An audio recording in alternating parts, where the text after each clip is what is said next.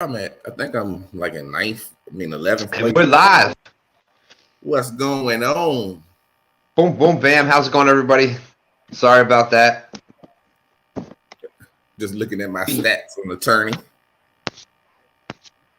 Yeah, we're going to get that. I think we're going to have, be able to share some of that up on screen. I apologize to everybody out there. Thank you, thank you, thank you. 19 awesome people already here and waiting. Thank you very much. I'll scroll back up here. There's my brother, Skins and Scales. How's it going, Skins? Check out Skins' channel. He had little skins out there fishing with him. I don't know if you saw that or not, but little man about to be catching some fish. Uh-oh. Yeah, you got Fishing with Squirrel out there. Ricky's Creations, good to see you. Martin S., how are you? Off the Res, Central Valley. Whisker Pig Fishing, good to see you. What's up? Oh, and I forgot to talk to you about Off the Res sent me an email. I'll talk to you about that after. But Fishing Local 252. What's up? Fishing with Steve Mosley. How you doing, Steve? Steve. Mac Fishing. Mac, how's it going, Mac? Avid's out there. How you doing, Avid? Good to see you. How's the numbers, Avid? I didn't double check. Did you get back over the 1K yet? If you're out there, check out Avid Fisherman. I forgot to put that link. I was going to put his link in the description, but somebody can drop Avid's link. Just because Avid is such a Stand 3 supporter, I'll shout some love back to Avid. He had 990, but he did his. He said he did his. He already did the paperwork when they sent it to him. Oh, good. So if they sent it to him, he's good then. Mm-hmm. There's Central Valley saying Stan is never late. Must be that Brian B holding things up. Nope. I was here waiting.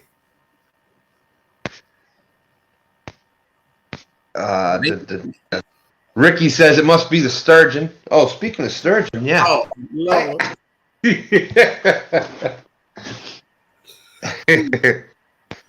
Oh, man. I'm going to have some things coming up with that here very soon. Fishing with JBT. How's it going, JBT?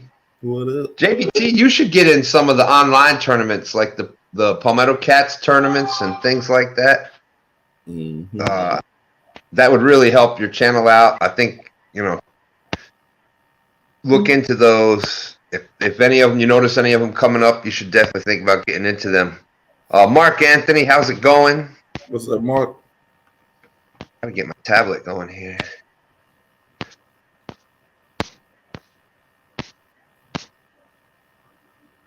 Fishing with the Chad. There's your friend. There's your twinsy Chad out there.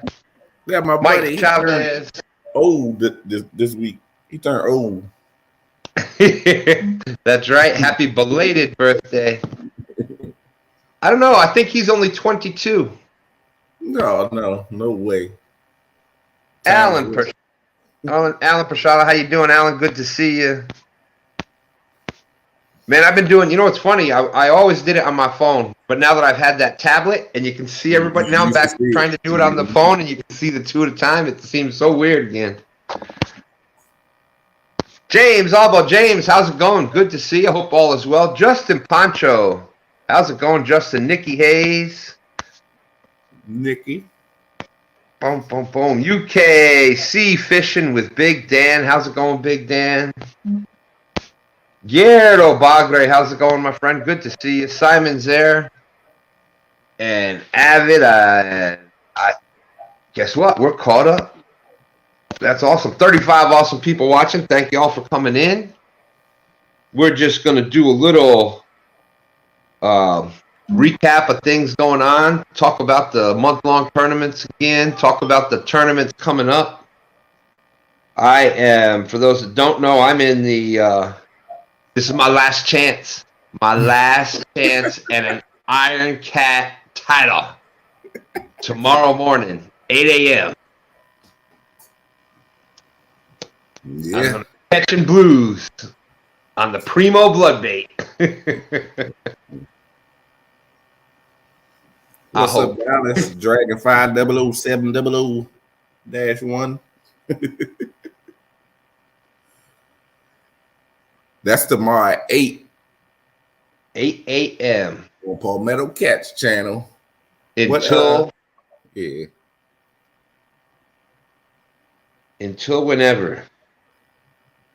But I got a good feeling about it. I think tomorrow is my day. I think this is it. Uh-oh. He going for that number 1 spot. That's right. Come on, Avid. I just shouted you out and everything. You see what he put?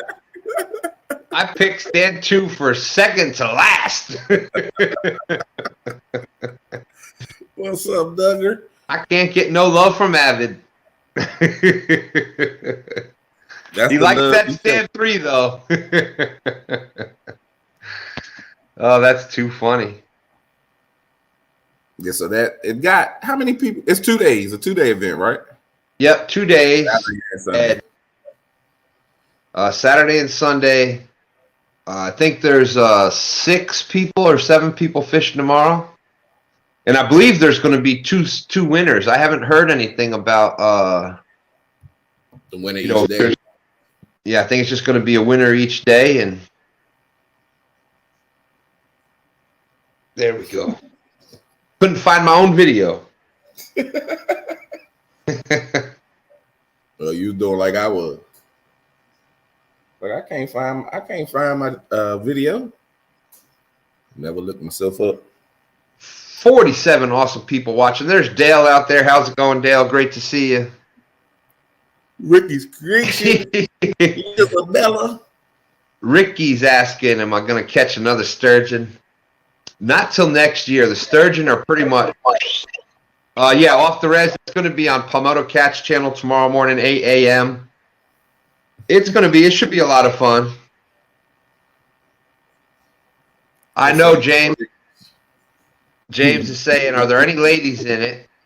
If so, Stan may have problems. And Mike asked the question. Chunky, it was a mix-up with Amazon. Chunky had John Parker as an authorized user on his account, but now that John Parker is monetized, will get it monetized. His email was attached to Chunky, so it kind of like threw a red flag. That's all. Who was asking the question? Mike Chavez. Jeez. Oh, about John Parker. Yes. Oh, about Chunky's thing. Yes, yes. Mm-hmm. Alan says, if I was just going to sub with Avid with my other account, not now after that, just to 2 stands. Well, thank you, Alan. Appreciate that. But it's all love. It's okay. Avid's here watching, and we do it in a lot of fun. Richard Ward, how are you? We got 50 awesome people watching. And when Haz should be coming back up in. We got Pontoon Jody out there. Jody. We had a nice show with Pontoon Jody last night at 10 p.m. Y'all check out Pontoon Jody Thursday nights, 10 p.m.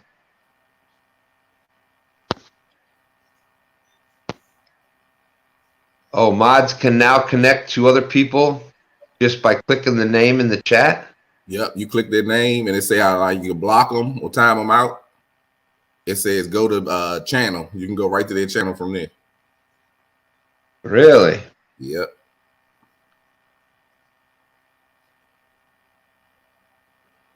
Huh. Not working for me, but there's Green Machine Outdoors. How's it going, Dan? What's up, Dan? Since Dan is out there, they were on their way to Tennessee this weekend. But Dan has the Goober Gauntlet coming up here next Saturday at 9 a.m. Next Saturday, 9 a.m. And check this out. We got Chris Double C Catfish, and he's going to be in it. Green Machine, help me out. Who was the other person that was picked besides 2 cents? You said who was the what? There was 4 picked. That happened to be Stand 2 and Stand 3 picked to be in the Goober Gauntlet. Double C Catfishing, and there was one other person. I just couldn't remember who the other one was. I didn't watch it. I was at lodge rehearsal while y'all Oh, that's right. Circle Hook Productions, Clint. Circle Hooks. That's good. So that should be a really good, interesting. And if any one of us can't make it, the alternate for the Goober Gauntlet is Bex. I'm about to say I see that Bex was a made backup. Yeah, she's the first backup, so that should be that'll be a good, interesting tournament there. That'll be a lot of fun. We got Uptown Chrissy Brown in here. There's Uncle Lou. How's it going? Dominic Hollis. And I still got to reply to Dominic Hollis's email. Thank you. By the way, Dominic, thank you for getting back in touch with me about that. It's about a fellow person that's in that area that got some physical issues and needed someone to, he was trying to find somebody close to him that goes out fishing. But I'll get more with you that on the email, and we'll see what happens. There's Backlash Fisherman. How you doing? 56 awesome people. Thank you very much. Check your numbers now, Avid. So yes, if somebody could drop Avid Fisherman's all right, awesome, Dominic. Psst. Hi, Uncle Lou. That's my Uncle Lou. We're not going to start that one right now. Dang it. I was going to show off. I was going to try to get Pontoon Jody going, and you, since you were here, but I ate the dang thing already. I had Twinkies. I just ate the last one that's up here. I actually had Twinkies. Oh, no, you better than Twinkies, Betty. Thank you, CVA. Fishing with the Chad. Appreciate that. Oh, how did that happen? Oh, man. I have not had them in a minute. That's a box of deliciousness. Couple scoops of vanilla ice cream. I'm going night-night.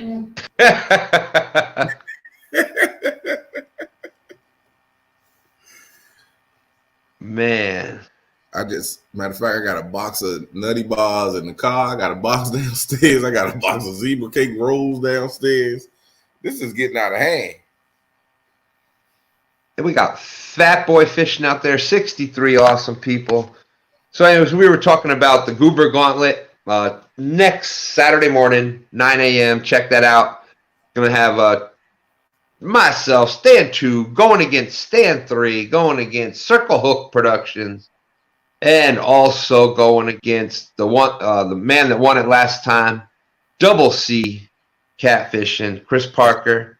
Oh, that dang on Double C. And that dang Double C, you're familiar with him, right, Brian? But nah, hey, you know, we talked about it backstage before. I would lose. I don't mind losing to a 69 pound. You may as well say Exactly. 70 pound fish. Mine was only a 52.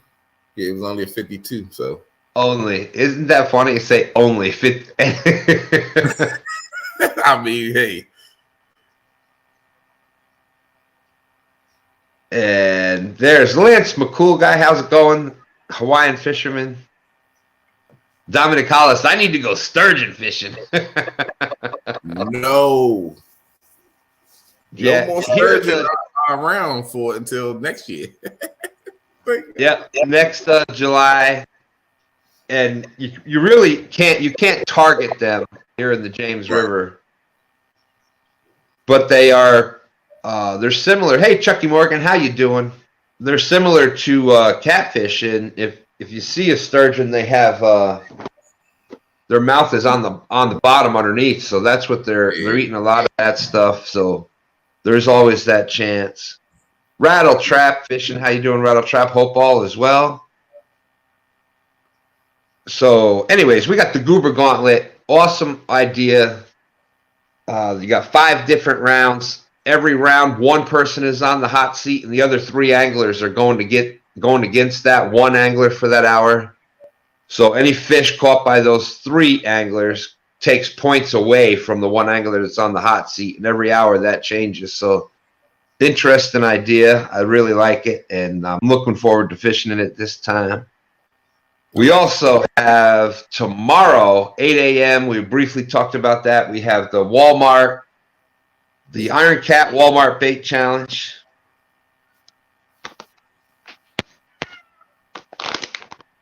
We'll see what happens. I don't know. I'm not a prepared bait using kind of person normally, but people say they work, and we'll see what happens. In this tournament tomorrow, it's a 3-rod limit, and you start out with 3 rods, and your rods have to be marked. So this is rod 1, and I don't know if J-Dog's out there yet, but this is the J-Dog rod number 1. I got it marked with 1 piece of tape. Crappy Day Fish on, welcome. Miss M, welcome. Rod 2, so I got 2 pieces, so I have them marked. And you start out with your bait of choice on there, and then every half hour, Palmetto's going to spin the wheel. And there's 6 different baits from Walmart that you had to choose from. These were the 2 I got. So if on any of those rods, every half hour after that, if the wheel lands on magic bait or the stink bait, Primo stink bait, then you have to change it to that bait. So every half hour that'll spin. And then it's just the normal Iron Cat rules after that. The first 4 hours, you got to catch 1 fish over 16 inches to make it to the next round. The second round is however many people are left. You got 2 hours to catch a fish. 16. Okay. You know what? I was wondering, was it a time or what? Did he do it like that? So he kept it with this regular format. Yep. The only differences in this one is the baits, which I think it'll be a lot of fun. Now, what if your bait come up on one rod, then your bait come up on another? You would have to switch it. The rest of the tournament, you got to use those 2 baits? Well, until what he's going to have on the wheel is like this was one of them. The Primo's distinct bait. This magic bait, dough bait. That was the second one. There was Rusty's red shad and Rusty's green shad. You've seen them dry, like they're the freeze dried. Look like so. There were 6. Yeah, there were 6 different baits, and he's also going to have on there choice of bait. So that means is so like if I'm going to say I'm using eel as my main my chosen bait. If that comes up on the wheel, you can switch it back to the eel. You start out with whatever bait you want to use to start out with. So it's pretty interesting. So technically, if this never shows up on the reel, I'm still able to use whatever bait. Yeah. But so let's say this gets picked for rod number 2. Every half hour, the wheels are going to spin. So until it if it lands on something else on that next half hour, and I don't have that bait, I leave this on there. If it lands on this or bait of choice, then I could switch that back to put eel or whatever back on there. So it's a good idea. Okay. Good idea. And so you'll have 1 rod basically out there with that bait on there at all times, pretty much. As long as it get picked. As long as it gets picked, yep. And Gotcha. And every half hour, he's going to spin a reel for rod number 1, rod number 2, and rod number 3. And if that bait that you have is out there, and then the rod number 2 get dough balls, then you be out there with 1 piece of shad and the rest with Walmart bait. Right. And you could end up with all Walmart baits. So I think it's going to be a lot of fun. That sucks. When we first started, we was trying to use some of that stuff. I never used that little shad or whatever they call it, the red and the green. My cousin got it. He would throw it out there. It looked like plastic. Yeah. Yeah, I've never really had much. Some people have. I used them a little bit, a couple times. You know, like when you couldn't find bait or this or that. Mrs. M, how you doing? Hope all is going well with you, Angler of the Ville. We got 67 awesome people out there watching. Thank you, everybody, for coming in. So there is that going on tomorrow. We had some awesome people just hit the 1K during this past week. You had avid fishermen hitting the 1K. Well-deserved. Congratulations, Avid. You also had real-time catfishing. Mr. John Parker, he hit it this past week also. So big shout out there. Be looking forward to, I'm sure we'll see some lives coming from both of them. Hey, there's Carolina Catfish Hunter. He's in the in the Walmart Challenge this weekend. Mm-hmm. Don Robinson out there. I seen the promo video.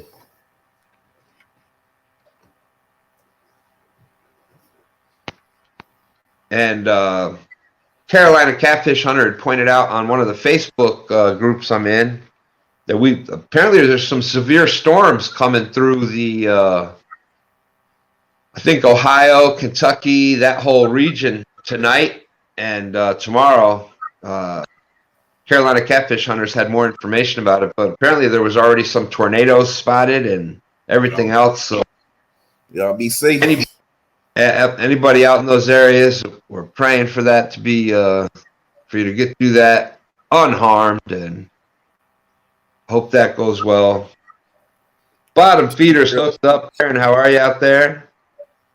Happy Pappy, good to see you.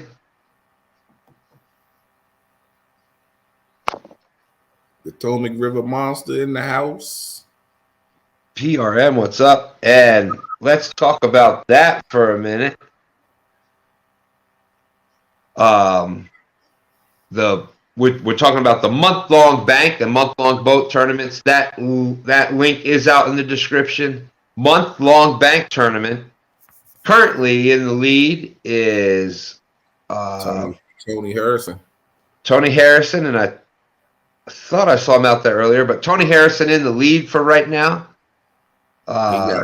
He got the most length and he got biggest fish. Yep, and he has won the bank tournament, the month-long bank tournament. It was first one was in September, and he has won September, October, November. So this is the first. September was a free month. Then it kind of died off October and November. There was only a few people in it. So then Haz kind of got involved and made it into the Do You Haz What It Takes.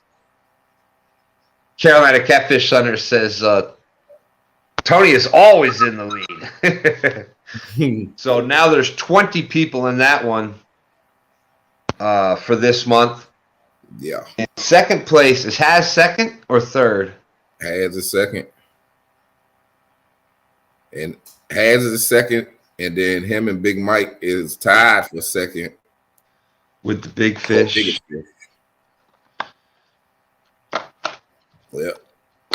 Yeah, and right behind Haz is Snatcher.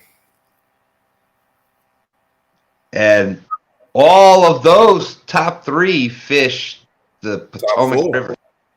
Top four. I was just looking at that. Top four. Number 4 is Stephen. Oh, that's right. Stephen is fourth. And who do we got in fifth? In fifth, you got, I don't know. Fifth don't count. That dang blasted Freddie. Freddie. Big shout out to him coming from last up to fifth. Yeah. He done took, like 16 spots to find a fish. 73 awesome people watching. Thank you. Yeah, so that's how you do it. Freddie was out there getting skunked after skunk after skunk. What did he say? 13, 16, something like that lives without a fish. Yeah. And go getting out there, getting them all. I don't even think I got 5 fish on the board yet. Oh, there's Freddie. Speaking of Freddie. Tony Harrison in the building. Take down Kenneth Powell. What's up, buddy?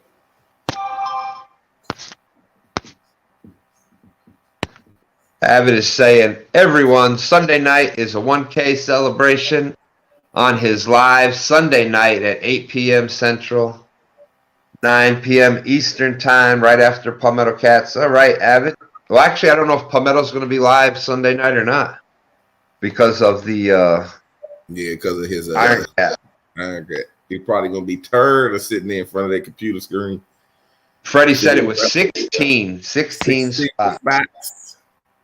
Spot number 16 was the one. Let's see. And then we have the month-long boat tournament. Mm-hmm. That is currently stand 3 is in second. In first place, I don't know why I can't remember his name. He fishes down in the Kentucky area with same areas as Ryan Bortz. Nope. You said staying in second, Kyle Kessinger in first. Oh, that's it. So stand 3 is planning on making some moves on that this weekend. Dan in third, Chad in fourth, Larry Payne is in fifth. If I knew all these jokers was in the boat, I might have went in the boat tournament to whoop up on the wall level. Gotta get that bad juju off me first, though. Might have to go to the river on the boat and just go fishing. Then go bank fishing after that. The main difference with the boat and the boat one is it was $100 fee, entry fee to get in. Come on. Let me see the full.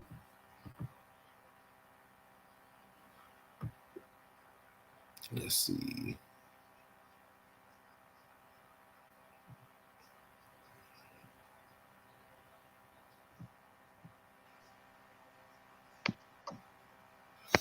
There's some nice size fish in there from the boat.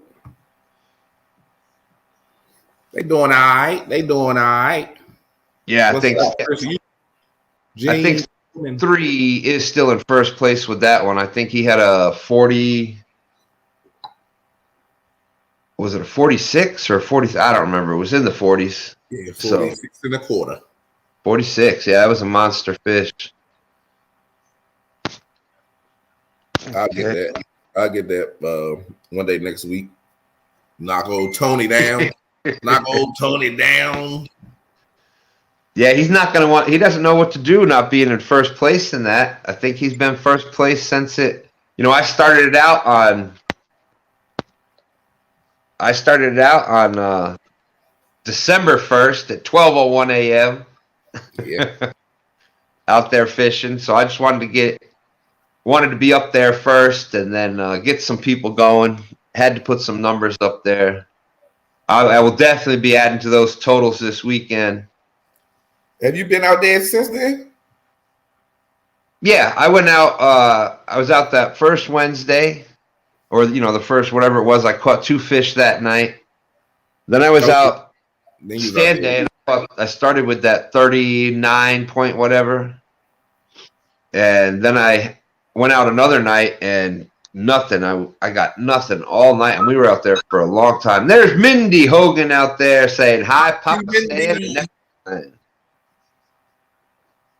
How you doing? Yeah, I'm getting in that boat now. Chris, see y'all again.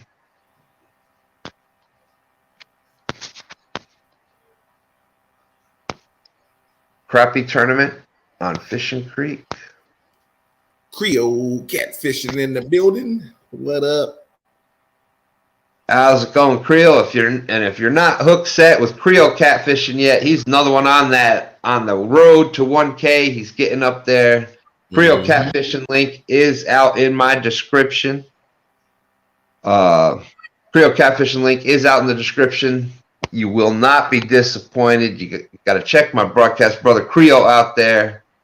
Absolutely. So his link, like I said, is out in the description. There's, speaking of Louisiana Creo, there's John Boy's catfishing. Another one of my Louisiana brothers.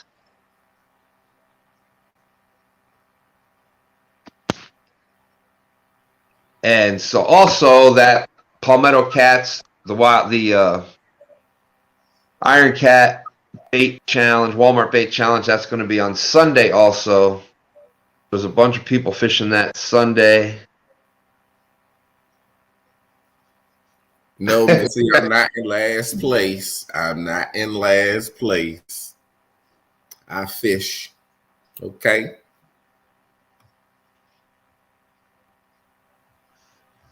I'm gonna get a monster before it's all said and done. I only been out what? 2 times for the bank tournament. The first time was the other day with Haz. Yeah, I was gonna say you didn't fish. I know until at least like Wednesday. It was almost on for a whole week already before you had went out there. Freddie's caught 5 more fish tonight so far, but all Brian size. No help so far. Well, Freddie, if you want to come up for, oh my gosh, boom, boom, bam. Fish Snatcher with the $20 for the bro. Hashtag Snatcher style. Yeah. Say it with your chest, son. Say it with your chest. That's doing that right there. As always, Fish Snatcher's link is out in my description as well. Probably next week he'll be getting back with a live show. Never know. We've been talking about some things, so who knows what you might see. Brian B's link is out in the description also, so you want to be hook set to him because we never, ever, never know when we're going to be doing the no script. You really don't. Dee Dee Svindin, how you doing? Yes, Dee, the way that it goes, I don't have my measuring board in here, but we do it by length. So there's a board. It's basically like it'd be like a folding yardstick kind of deal, and it goes out to 60 inches. So you lay that out, you put your fish on it, and you measure it for the length. And it's the 5 longest fish, the total of your 5 longest fish. So that's how that tournament is working. There's Betty, couple crosses fishing. How you doing, Betty? Hey, Betty. Good to see you. I'm trying to see if I can show it, but it ain't. Can't.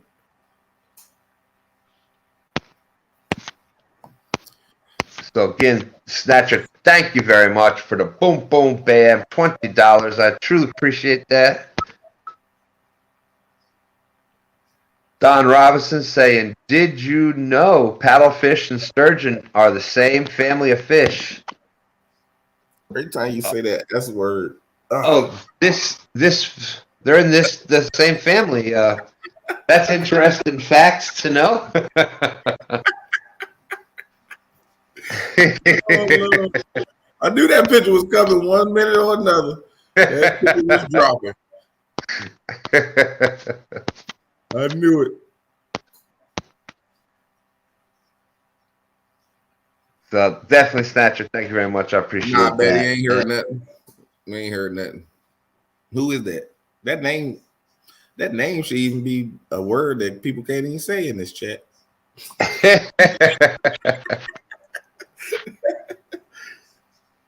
There we go. Oh man. One thing for certain, 2 things for sure. Freddie gonna lose that bid, whoever he is. He is gonna lose that bid. I don't know. I don't know if Freddie's gonna have anything to say about that or not, but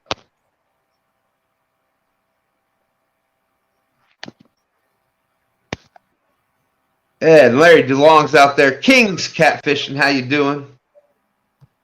Oh, King's Catfishing. We're talking about catfishing as always. We're talking about tournaments going on, things coming up, some other things happening in the catfish community. We had a couple of members managed to hit that 1K. So big shout outs to them.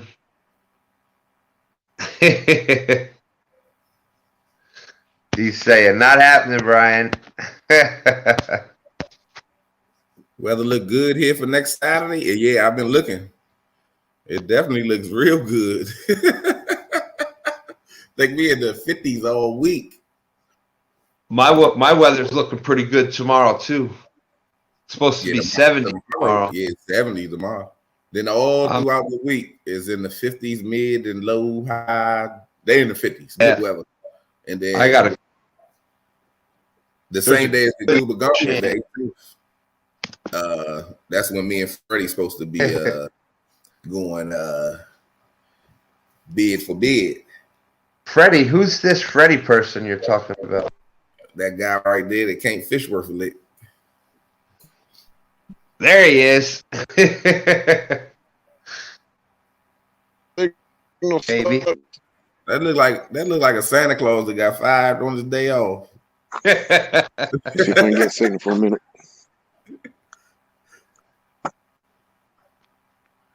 Creole, I just recorded one the other day. I just got to put it together. Signal sucks here, but I just wanted to say, Brian B, boy, you're going to lose that bid, I tell you. I hear you. But I ain't been out here in about 3 hours. How many you got? 5. That's good. They all about a pound, though. Ain't none of them more than a pound. Oh, well, biggest one was, I think, 16 inches. Ain't helping me a bit. Well, if you was in the tournament, you in the tournament tomorrow, ain't you? Yeah. Well, I'm fishing tomorrow. Sunday. I'm not fishing tomorrow because it's supposed to rain tomorrow here. Throw them fish out on a line so you can come catch them Sunday. I got 5 minutes left. I just need to get one fish. Oh my gosh, I got it. How'd that happen? The signal sucks here, so I don't know if I'm gonna be able to fish just for that tournament or not. It's good now. You just probably got to get on and make sure you ain't got nothing running in the background. Turn your notifications off so your phone won't ring. Yeah. Anyway, I just wanted to jump in. Appreciate it, 2 stands. Let me jump back out of here since my signal sucks. Y'all enjoy the show. I'll try to stay in chat as long as it'll let me. All right. Freddie's Outdoors Adventures. Check him out. Way to go, Freddie. Congratulations. You jumped up even way ahead of me. So way to do it. That's persevering. He was at 16 different spots, multiple days out there without a single fish. And then, bam, 5 fish. Some nice ones, 30-some inches.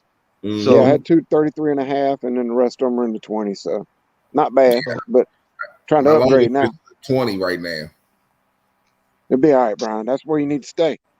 Nah, I ain't been nowhere though, so I'll be all right. You see, I'm not even sweating. I ain't sweating. It's shining. Now. All right, fellas.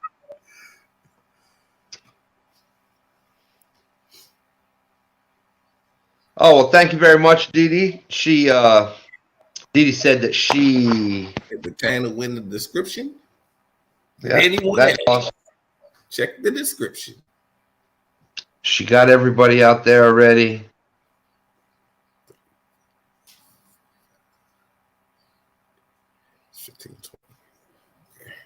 Got to look at keep an eye on. Y'all have a good night. I'm going to play dinosaurs with my son, said King's Catfishing. Well, thank you very much. Glad you stopped in. Don't let the dinosaurs bite you.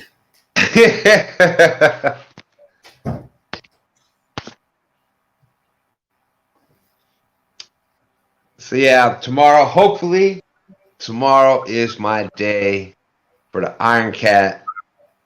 I have One last time. I've came in second a few times. And tomorrow has got to be the day. Yeah, because if not, you don't get to join us in the I know. I should be championship bracket. I should be grandfathered in for fishing the most hours in Iron Cat. Oh man. I think Kevin said while we there on CatCon, depending on what's going on, go to dinner with all the champs. Come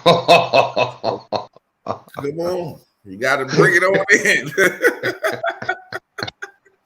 Uh-oh, Jay Pizzle in the hizzle. Hey, J-Dog, how you end up, buddy?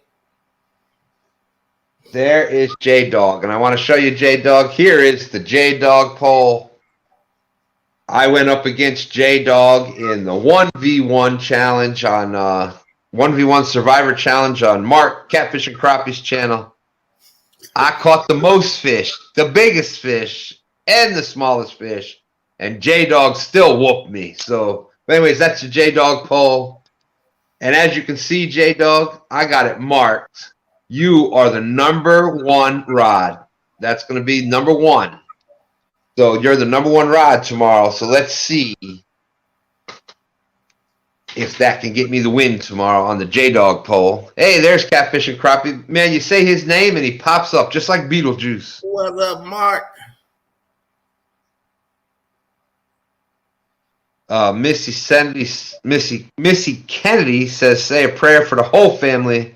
They're battling colds, but thank God it's not COVID. Well, oh yeah, prayers sent out, Missy. Hope for a speedy recovery. And that's the thing now. Like, you get a normal cold and a couple people in the family get it, and you honestly are like, it's scary. You just spread it around, and then you don't know what it is. You got to go and is it COVID? That's the first thing people think when you get sick. The first thing they say. Oh, God forbid you're in a store or something now and you sneeze or cough. Yeah. Everybody. I'm like that too, because I'm like, okay. Like, make sure I stay away from you. Especially, I don't know the person either, so I definitely don't.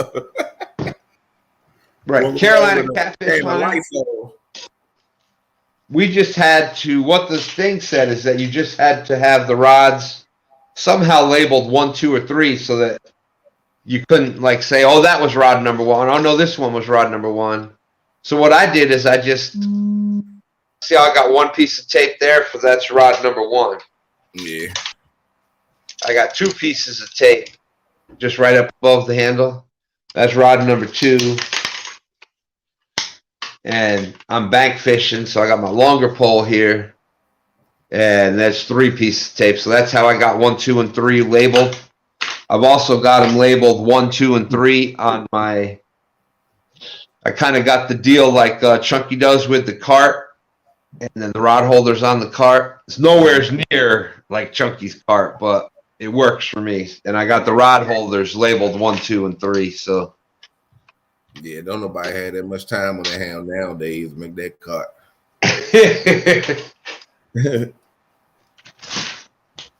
But yeah, like Maurice Cason in the house. How's it going, Maurice? There's Scott Swift. Good to see you. Yeah, man. I got a cart. I said I was messing with it now. I'm doing this bank fishing, but I don't know. I don't know if I'm going to do that. Yeah, see, for me here, we don't have a lot of the spots where with easy bank access. Right. Yeah. Hey, Chris. Yeah, I got the cooler because usually I put my battery in the cooler and it got wheels on it. So I could take that and a couple other things. Right. One cooler. But like the day where I went, it's a little gravelly at a certain point, and then shoot, them little plastic tires. I went down and tried to get back up the little hill. Yeah, half the wheel left. Real time, John Parker. What's up, buddy? See you in here. Boy. We were just talking about Mr. Parker and Mr. Real-time catfishing earlier. Congratulations on that 1K. Yep. So definitely be looking for real-time catfishing. He's got all that taken care of, so he's ready to go. He's gonna have a party. I hope so. That's what I was trying to tell him. We'll talk about that. I think that we're supposed to be meeting. Everybody's supposed to meet at Trailer 52, and we're gonna have a party. There you go. Is that what you said? Who, me? 52? Nah, I think John said we're gonna be a party at Trailer 52.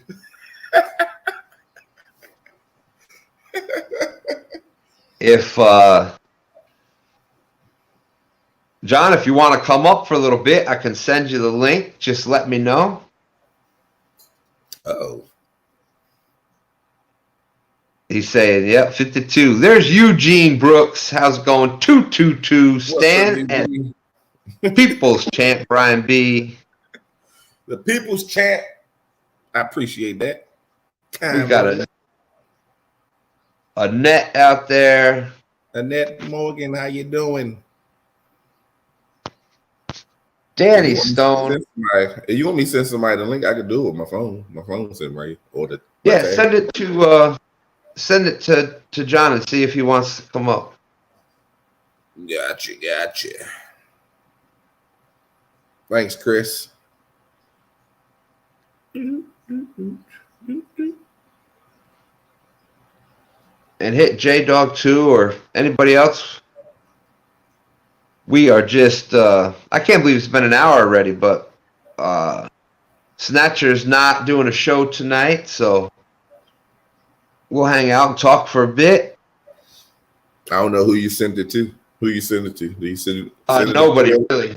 Nobody really. No, not yet. If he's out there. Let me see. Look, when I send Creo a link, I'll be looking for Creo. Not his name. Well, it's funny is I know most of the names, but I still put it in my phone under the YouTube name because that's what I think of first. Yeah, I put their name and their page name because if I see their name, like who in the world is this? Like Chad, I got the golfing thing. You sent it to our BFF, right? About to. I'm in Messenger right now. Like I said, I didn't send it to anybody other than I put it in our little chat backstage.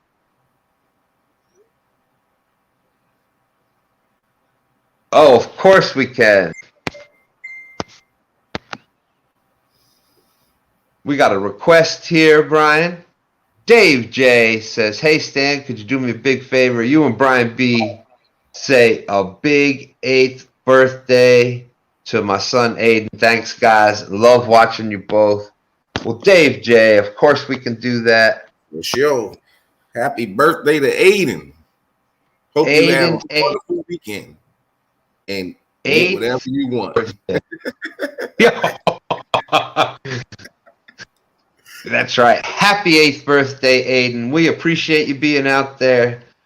Hope you got all the presents that you wanted for your birthday and a bunch of ice cream. And maybe it's your 8th birthday. Maybe Dad will let you stay up a little bit later tonight. We'll see what happens. Your birthday. Boom, boom, bam.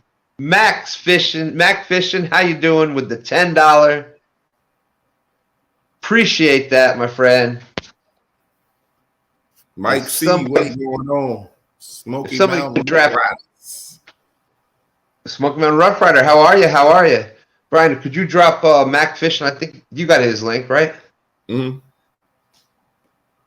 Mac Fishing, he's fishing in the month-long bank tournament. Check out Mac Fishing. He's just getting his channel started. Yeah, J-Dog, though, that was an awesome picture. Is that going to be your, I thought your Christmas card would have been Tara's 72-pound blue cat. Greg Burgess, how you doing? And Force 1 to Bite Fishing, how are you? Ryan Bortz, Blue Collar Life. We had a great show. I was a co-host with Ryan on his show Thursday nights at 7 p.m. Enjoy catfishing. Enjoy talking catfishing with Ryan. And this week was kind of a special week. We had an awesome person up there, Miss Paula Smith. And for those that don't know the situation with Paula, Paula's in a battle with cancer right now. So if if you believe in prayer, please send prayer to Paula and her family. If you don't believe in prayer, positive thoughts. We need her back out there catching those monster blue cats. But so indeedy. If there is one person that I know that has the strength and fortitude and to deal with it and beat it, it's Paula. So my prayers definitely go out to her and the family. Big John out there. Lucky Ronnie, how are you? Let's see who is here. Oh boy, here we go. Uh-oh. Hope you're ready for this, Brian. I already know who it is. Boy.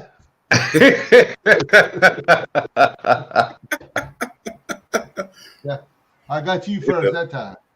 Hey, John, that was a pretty awesome Brian B imitation. I'm telling you. Hold on with the camera here. Hit the format, Stan. There you go, boy. Yeah, I'm doing right now. Every time he comes up somewhere, he gets me. If you in the chat, I'll get you. That was definitely a great Brian B imitation. Oh, look at that! Look at John sporting the Green Machine Outdoors. He got that. Hey, check and it he out. got the tag. He left the tag on it too. Right. What's got tag on it? He's down with it. Baby left a tag on my hat. He tried to be like Haz. John, leave it there. That's how all the cool kids wear it. Oh, okay. That's what David just said. That's why she said that's the style. Water swatter, what's going on? Oh, but Mac, boom, bam. I appreciate that. The $10 boom. Thank you very much, my friend. Appreciate you being out there watching. So, John, we here. Congratulations are in order. The 1K, everything appears to be ready to rock and roll. Did you ever think you would make it? No. Then when I made it, and we came in here and tried to monetize, our assets was messed up, all tangled up with Chunky, so we couldn't monetize. But we got it. We got it working. We got it figured out. We got it working.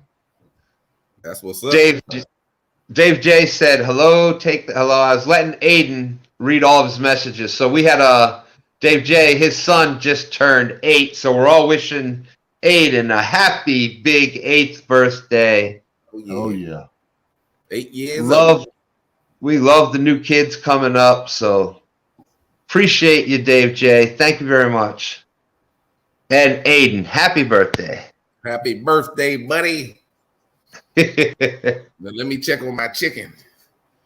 No, Brian be always doing something. I ain't got muted. I won't check my chicken.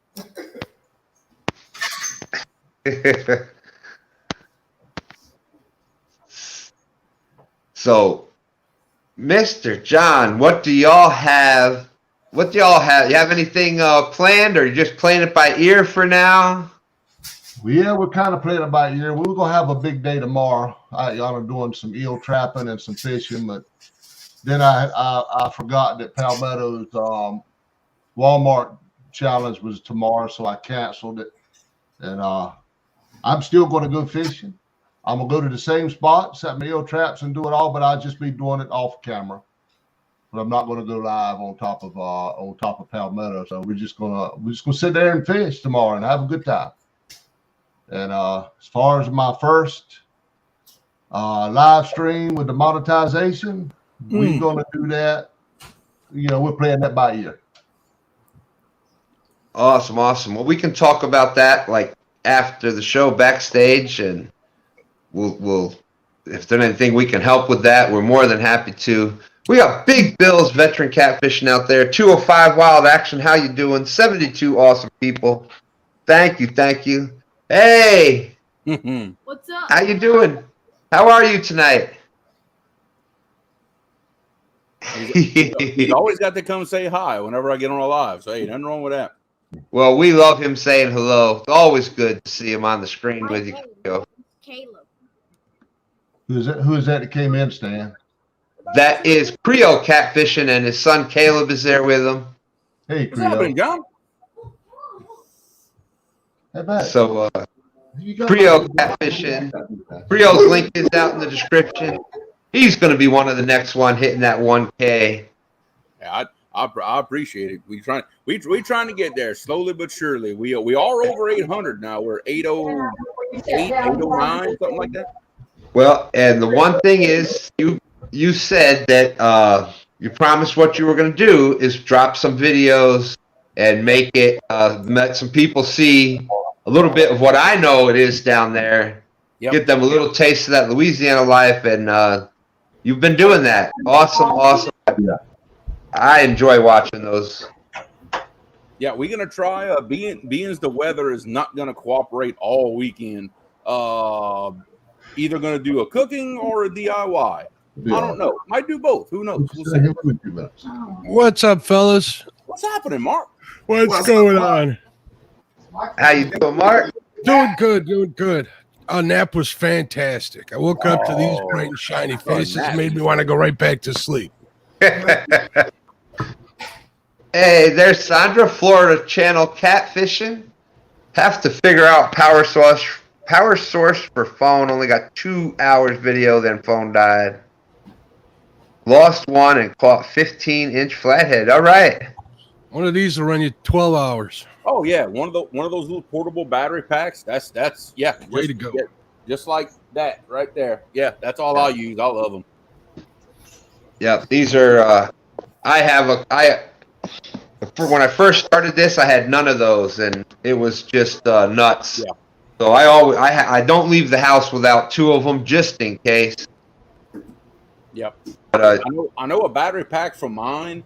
I can go live on my iPhone for 7 to 8 hours on one external battery pack on mine, and live eats up a lot of power. It does. I mean, a lot of power. Greg Burgess, what's going on, brother? Another Louisiana guy from down in Houma. Hey, the ranks are growing there, Creel. You got John Boyce, you got Greg Burgess. Mm-hmm. They're gonna come looking for your who's spots, that other? Jeremy. What's that? They're all coming looking for your spots now. Be careful. Good luck finding them. Who's that other Louisiana rascal there that's and they still can't catch fish in them. Yeah, who's that guy that you took to some of your spots? Sean T. There he is, Sean T. How can we forget about Sean T, my brother? Yeah, the Louisiana ranks are growing. Well, that was what we were trying to do from the onset. Gather a crowd. We go outnumber everybody before it's over. Oh, well, boom, boom, bam. Florida Channel catfishing. Thank you very much for saying thanks for the advice. Anytime. Yeah, and these are, I would get the one at least like a 20,000 mAh, because that'll give you a couple of recharges on the phone. Oh yeah. But yeah. I mean, you can get them 2 for like $30 on Amazon. They're not expensive. Nope. And what you get from them, and it also, like, especially being down there in Florida where you get a lot of those thunderstorms and power goes out or whatnot. Yep. It's awesome to have. Well, we use these now that I had a bunch of them. we were able to just keep our phones going and the tablets and watch movies and stuff because we were out of power for a couple days the one time. Yeah, I got a bunch of them laying around the house here. Actually, I got a new one that just came in today, a little mini one. I'm going to use to power one of my mics. So there you go.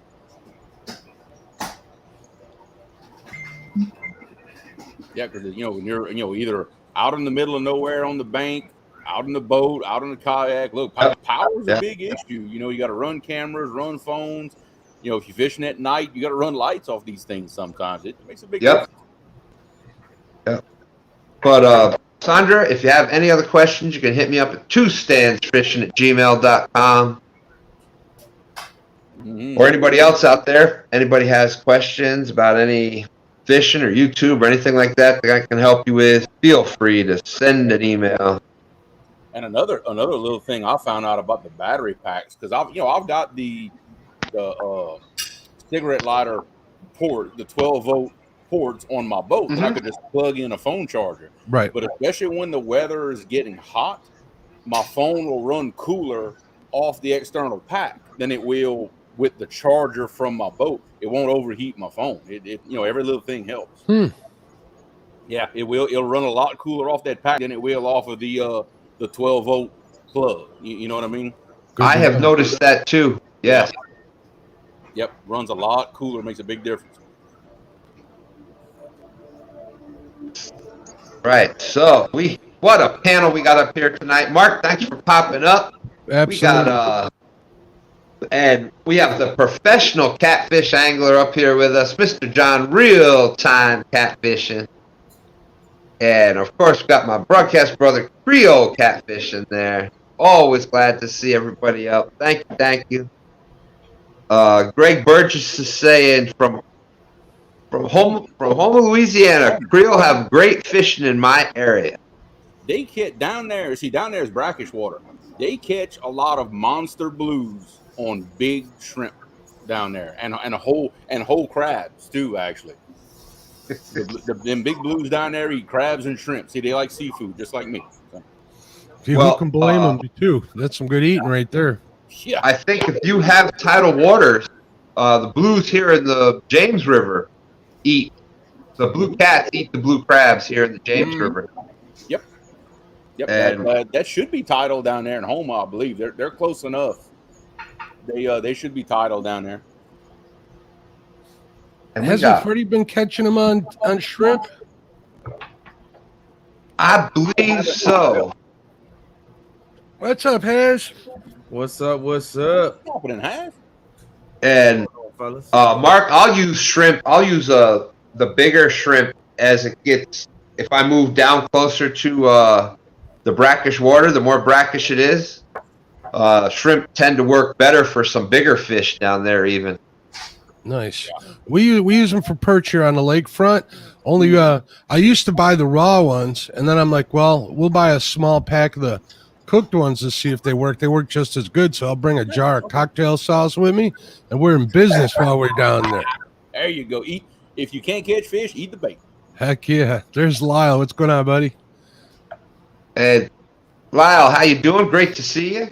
And there you go. Dave J says my sub list, Catfish Fam, just grew by 2. I hooked Creole and Florida Channel catfishing.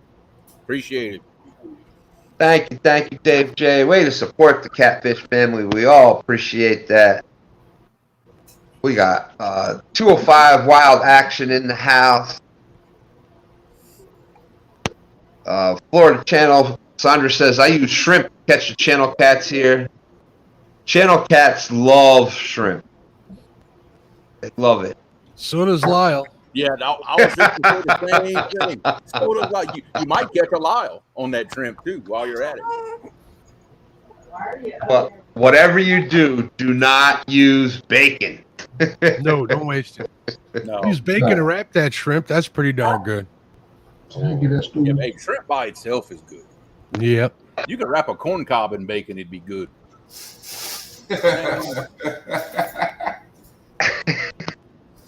Where'd it go? I missed it.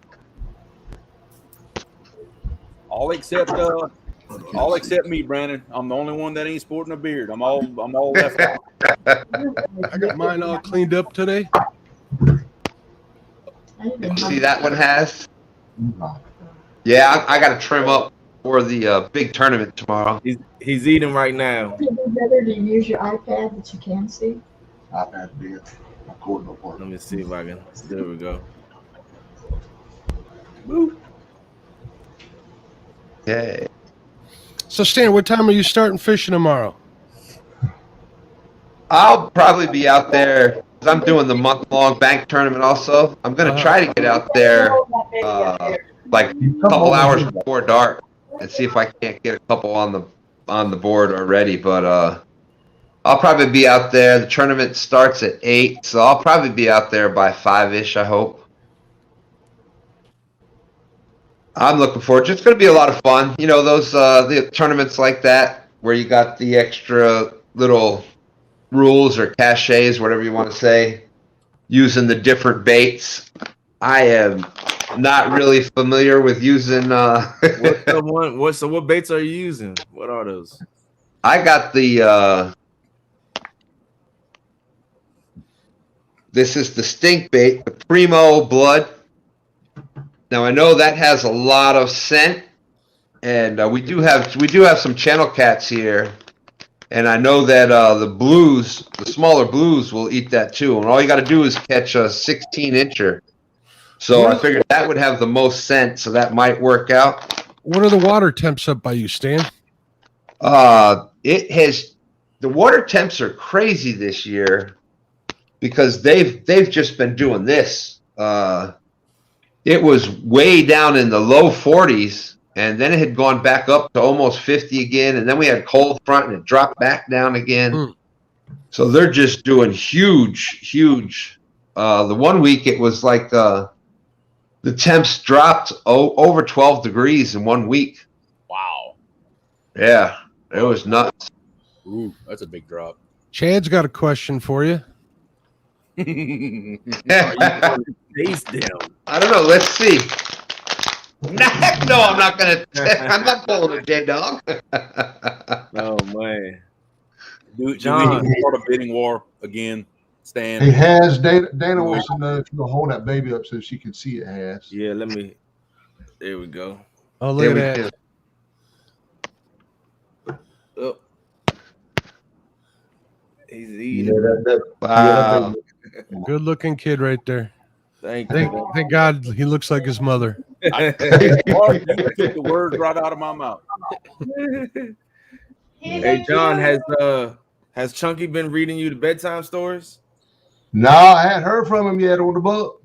Oh, man, see, that's why Chunky got all this bad juju. His super chat's going away. He can't catch a fish. Yeah, what happened with that? Did he ever get that figured out?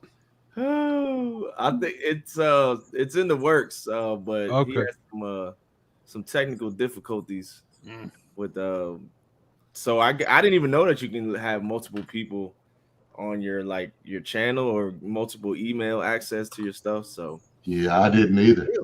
Yeah, I didn't even remember he was on mine. I know we came in here, me and my wife, to monetize the other night, and we couldn't get past AdSense because when we pulled up AdSense, it was all chunky, and we tried, and we finally reached out and found the email. They said to delete my AdSense account and start over. So I guess when I deleted my AdSense account, it unmonetized chunky. I hated that. Oh, gotcha. Yeah. Yeah, so he has to go through YouTube and get that stuff situated and fixed. Yeah. And we know how YouTube is. You can't call them. All you do is email them and just wait for them. Yeah, you're at their mercy. So yeah, you're at their mercy. What are you Say gonna just do? one email a day. He emails them, then they'll respond. Then he'll email, then they'll respond the next I know day. I've had issues too, and sometimes you don't hear nothing for 3 or 4 days, and then the issue will get resolved, and then they'll email you like a week later after it's already done taking care of itself. And yep. One day on the 1 versus 1, they didn't monetize it. They took my monetization away for that one day, so a whole day's tournament got wasted. Dang. And they didn't get it disputed back. it, and they approved it that very same day. But still, it was all said and done after that. So Yeah, exactly. You know, I've been having that happen off and on to me with the lives. Like I'll have it monetized, it'll say monetized, and when I go back and check after the show, it'll be yellow. And then you got to hit the thing to have it actually checked by a human, and then they give it back. But now you've already missed all those views from that live. Yep. Like the super chat, you still get the super chat, but yeah, that you do. You don't get the views. So what I don't understand is somebody said maybe it's because I was using that red dot for live fishing, so I've been using that forever. No, it's not that. Well, since I've stopped using it, it hasn't happened again. So I don't know. I always saying the red dot does what? When putting the red dot in the title, that might have had something to do with it. It was I'd do I'd have everything set up where it was to be monetized, etc. And then after the show, you go to look, and it would be it'd be this yellow. There was that it was limited monetization. It was called. Oh my goodness! And the panel just keeps going. Just keeps growing. There's you got Chad. What's going on, Chad? Your arch nemesis, Brian. Hey, I like that hat. He got out of here quick. Yeah. Brian got out of. I'll say Brian can't bank. Mine's a different color though. If you want to beat Brian, challenge him on the bank. That's what you need to do. Challenge his butt to a bank. I ain't even been nowhere. He talking trash. He Brian sent me can't to. bank He took me to Disney World. He took me to Disney World to go fishing. I can't bank fish right there. And then this joker forgets everything, man. I go to a bank spot this morning where me and Brian fished out on Tuesday, and I'm walking down the path, and I see a BBC rod holder. I see his logo on the rod holder and everything. Like, what the fish snatcher? And then I take about 10 more steps, and I see a Compex light. Oh. So you know what that mean, right? What that mean? I ain't leave it at the spot.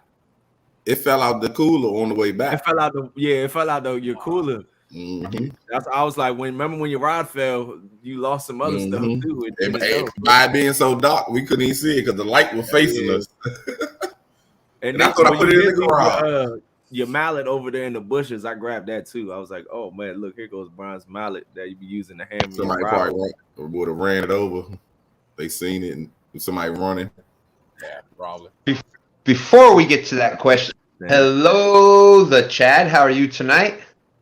Man, I am fantastic until I come back in here and all I hear is monetization problems, this and that. And I'm like, oh man, that's a sore subject, isn't it?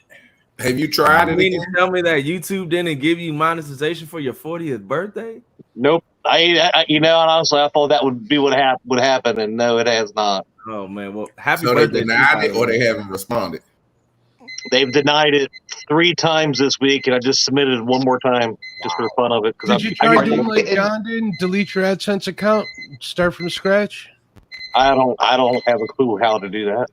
We can figure it out. A new AdSense. I couldn't monetize either, Chad. I couldn't monetize either. Yeah, I'm stuck on that second step, and just basically I get declined every time I do it. Delete it, man, and do it, because I did too. We were declined. I tried it, and they wouldn't monetize me. And finally, they told us to delete the AdSense and create a new one. And when we did that's probably what you need to do, Chad. That's probably a good point, but I figured they just didn't monetize you because you can't fish worth a lick. How difficult was it to delete the AdSense and make a new one? Did you have issues with it, or? No, sir. I found a button that said delete AdSense, and we deleted it, and it all went away. And we went right back around, created a new one, and we were monetized the next morning when I got up. Huh. Just that right now, mine's on the in progress where I resubmitted it, so I got to wait for them to deny me again before I can go in and do anything. Mine was in progress too when I deleted it. Mine was in progress also. But I went back and they said sign in to your AdSense. So I signed in to my AdSense and there was a delete account button in there. And when we deleted it and redid all the information, like I say, the next day we had it. That's good. Well, where else did you go to find AdSense? You got to go through the monetization tab, right? No, go to AdSense itself. Just do a Google search for AdSense while you're logged into Google. It'll take you right there. Yeah, it's one of the Google things. Yeah, and just find that delete button. There's a place in there you can delete account. And delete it all you got to do is delete it. And make sure you fill out your tax forms. That's the only thing they asked me. And once we did that, we were good.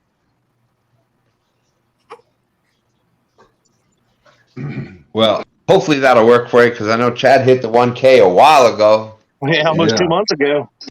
Yeah, You're the only one that's had problems. Yeah.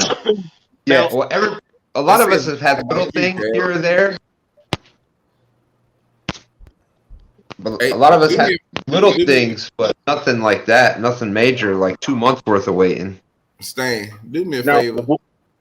Put Chad beside me so I can smack him. Oh. There, we'll do this. There you go. You can be next to your twinsy now.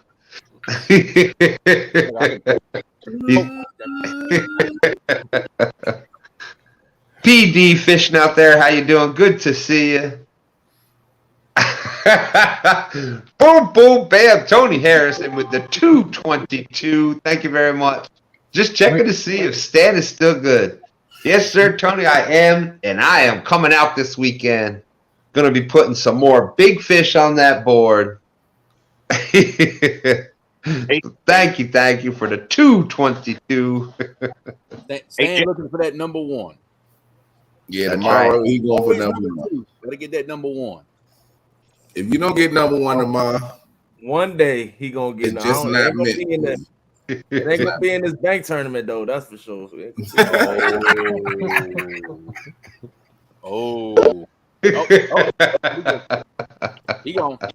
He started off at number one. And Stan. Everybody said they don't even go together. Stan, you just remember, buddy, the Chad always thought you were number one, unlike the rest of these clowns up here giving you hell. I got your back, buddy. Yeah, that middle finger don't count as a number one. I wasn't aware of that. My bad. Okay. Stan is the number one sturgeon fisherman in this group. That's what I'll give him. He's there you go. Hey, I'll take it. I'll give him that. But you know what? I've said it a bunch of times before. I'm good with number two because that means I'm out there doing it, catching fish, having fun. But number one would be nice to get at least once. Yeah. Well, you got your shot tomorrow in this bait challenge. That's right. The last and final shot at an Iron Cat victory. Dan, how many Iron Cats have you been in? All of them. The only ones I wasn't in was I couldn't get my big butt in a kayak, so I wasn't able to do that one. And Palmetto, for some reason, said I couldn't fish in the female, the lady angler Iron Cat. So he tried. He submitted a photo with the wig on to try to get in it though. Yeah, I tried. It was that picture when he was 8 years old and he still had that mustache. A little squiggly line hairdo he put on himself, drawn in. He definitely tried to do it, guys. He definitely tried to do it. Oh man! But yeah, those were the only two. But they were fun. They were especially in the beginning when you're trying to get out there and get your channel known. It's good to do those kind of things. You get some exposure and definitely good tournaments. I just want everyone to know that if I start a YouTube channel, don't act like you guys don't know me. Who's that guy? Who are you? That's right on. You go out there fishing with your sons and stuff like that. That is awesome. Oh, Uncle Lou says you should have shown your tassels. Right, maybe that might have worked. That might have worked. No. Boom, boom, bam. Crappy Day fish on with the 222. Yep, Stan the man is still good. Thank you, Crappy Day. Always appreciate you being out there. See that? Creel was just rubbing it in. He was just rubbing it in. He took a sip from his cup right there. You notice how I have it turned every time. Wait, hold on a second. Let's see if we can get a better look at this cup. There you go, Creel. Yeah. Let's get a good. Let me see. Let me get my hand out of the way. Big full screen. You know. Yeah. Oh yeah. Everything tastes better. Let's see the other side, Creel, for a second at least. Give you a little credit. There we go. Thank you very much. Starting to feel like Chad over here in the middle. That's your side, and that's Brian's side right there. Just think, man, that cup should have been here in Kentucky if that friggin' Mississippi River Queen wouldn't have cut me off. I'd been drinking out of that myself. Yeah, and you know what? If my grandma would have been born with wheels, she'd have been a bicycle. So I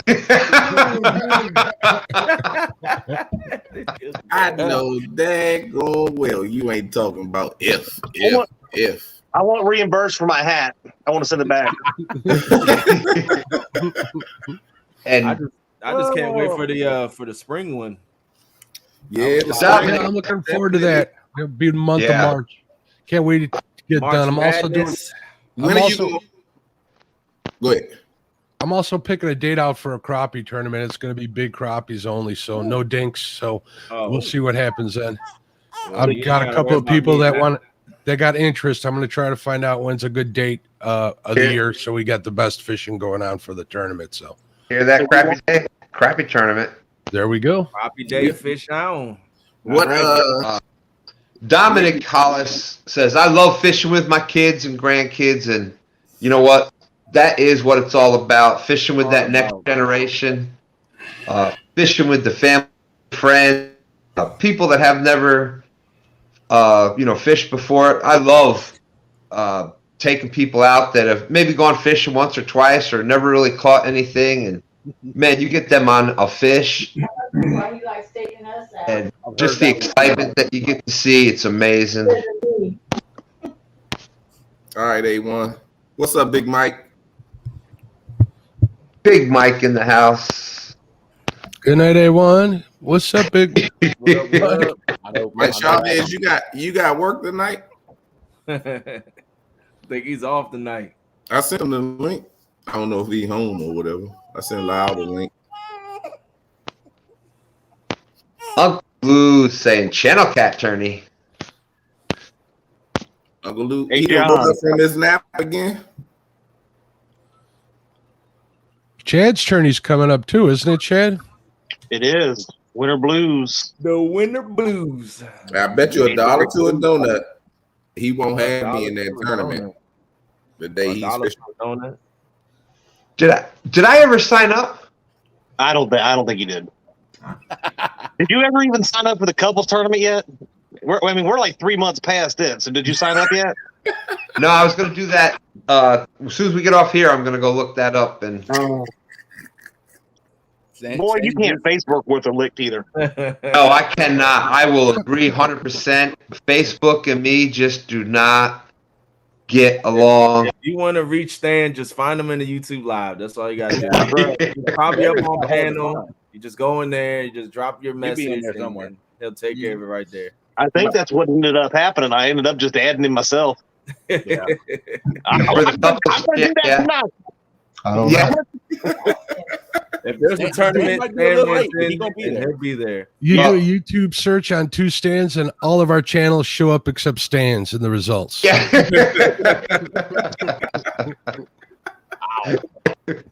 Here's how you know Stan will never get around to doing something. He'll say, as soon as I'm off YouTube, I'll put my name down because he ain't getting off there. No. And usually that's what happens. I'm like, all right, I'll do it as soon as the live ends. Well, by then I'm on somebody else's live, and the live never ends. Yeah. Well, we've got another awesome person coming up here. Uh-oh. Who may it be? Could it possibly be? Boom, boom, bam. Hey, what's up, Mike? Chavez is off tonight. Mr. Mike Chavez. Taste. And Who may it be? Mr. Mike Chavez is not making that long walk into work tonight, apparently. Right. He made that short walk to the couch. He said it. Yeah, I'm about to say that short walk I to the can't couch. hear no. 252. Just go to a local pond or lake, and go out in shallow waters and just keep your center of gravity. Don't reach over too far to the right or to the left, and just get comfortable in it. Play around with it. Wear your life vest. Wear your life vest. Yeah. What's up, Greg?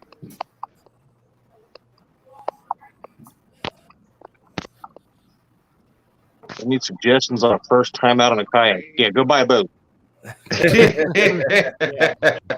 Yeah. How's everybody doing tonight? Fantastic. Now that you're Trying to here, hear Mike. on my phone. Hey, Mr. Chavez. Doing The great. whole right side of the screen is just full of epic fishermen. I know, right? You talking about this side right here? Nah, this side. This side. You're up. For You're me, other right. on it that way. Me, on it that way. Nah, this side. Somebody has You've got the side of legend. The guys that are mediocre in the middle, and then on the right side, those guys that can't fish with a lick. Yeah. Put it like this: you got Stan, you got Haz, and you got John Parker. Can't fish perfectly. Everybody else, Well, you got Haz, you got John Parker. Can't fish perfectly. Somebody got feet. everybody on this side is monetized, though, so. Oh, this is messing me up. I can't hear anybody on my phone, just on the TV. Man, why I like that. Come on Stan. now. Woo! Wow. That hurts. That was a low blow. That was a good one, though. They can't see you. Something in my back. Stan, I tell you, Stan. Wow. I'm getting good, right, Let me Haz? see here. Oh yeah, that's a good. How do you one. work That was this an A1 thing? shot right there. You've been hanging around that Potomac crew too long. You talking smack. I didn't teach him to use it against us. I know, right? You know what's funny though is when I do I'm come trying with to cut it up something on my like that, phone, huh? I'm just joking around. But since people aren't used to hearing that from me, it like if Haz says something or Brian B or whatever, or Creole, whatever, people are like, man, Oh yeah. I throw something back and it's like, oh, do you believe Stan just said that? That is true. I made the joke about Hooks having what show was it on where he said something about that he was up there too, and maybe that's why the numbers were, I was higher, and I'm like, yeah, all the 22 people that you normally have live with. I'm and playing. people I'm were trying like, to figure out how this works, y'all. what? I think Mike's got gotta- a separate tab open on his phone. Yeah, either that or the YouTube is on the TV or something. Yeah. Go out of YouTube and shut everything. Well, close all your apps and then go back to the link in the Messenger and click on that. There You go. got YouTube playing in the background. Yeah. John Holiday out there, how you doing, John? Great to see you. Hey, John.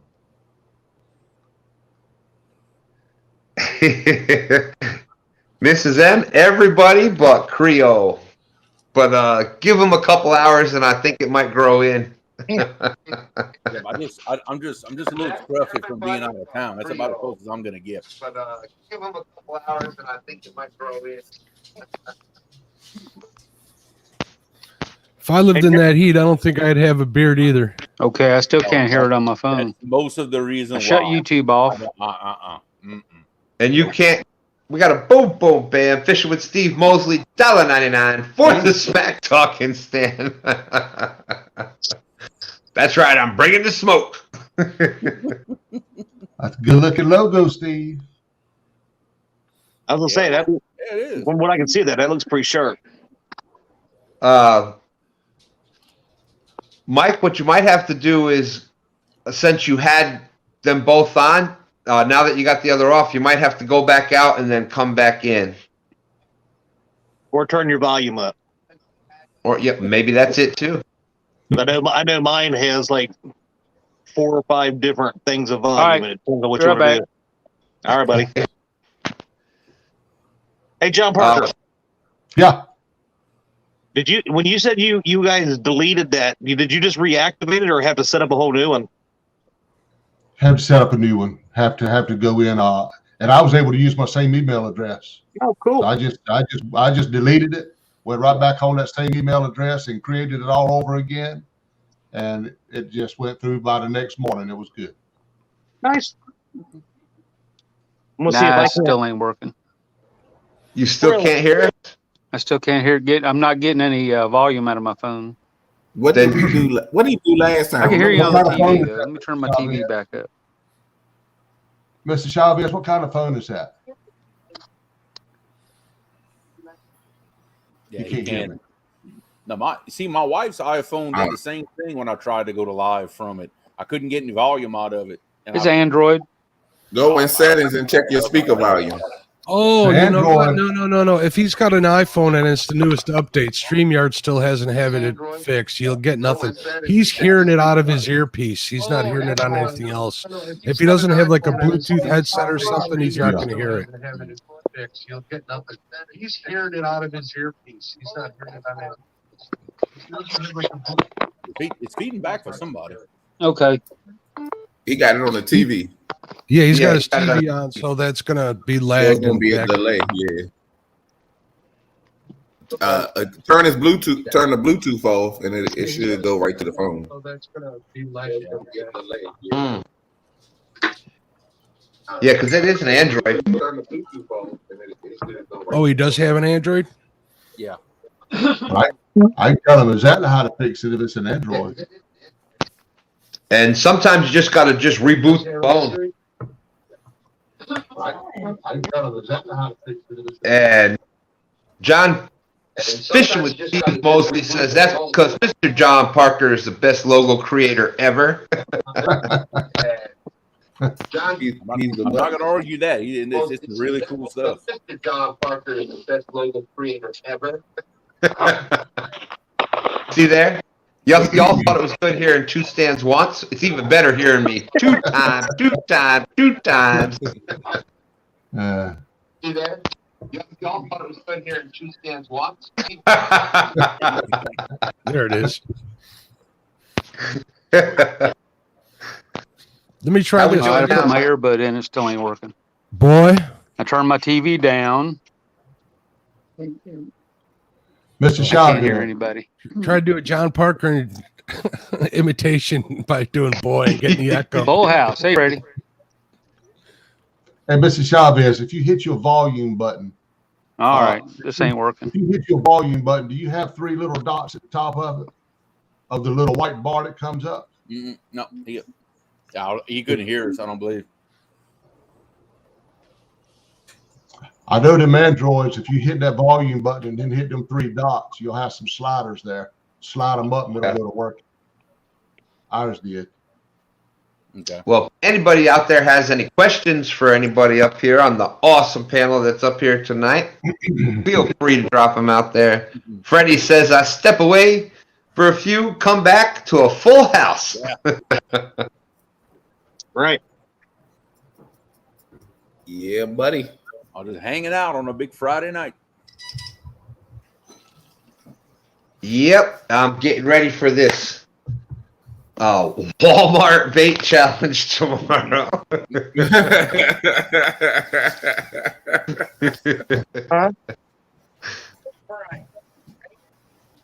I'm feeling like I should just get a couple cane poles and hit to the pond. And Oh, you all ran Haz Life off. Yeah, Haz got. Haz probably had to put the baby in the bed or in the crib.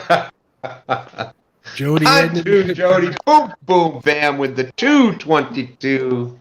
Pontoon Jody. saying sturgeon. Oh, there it is. What kind of fish is that?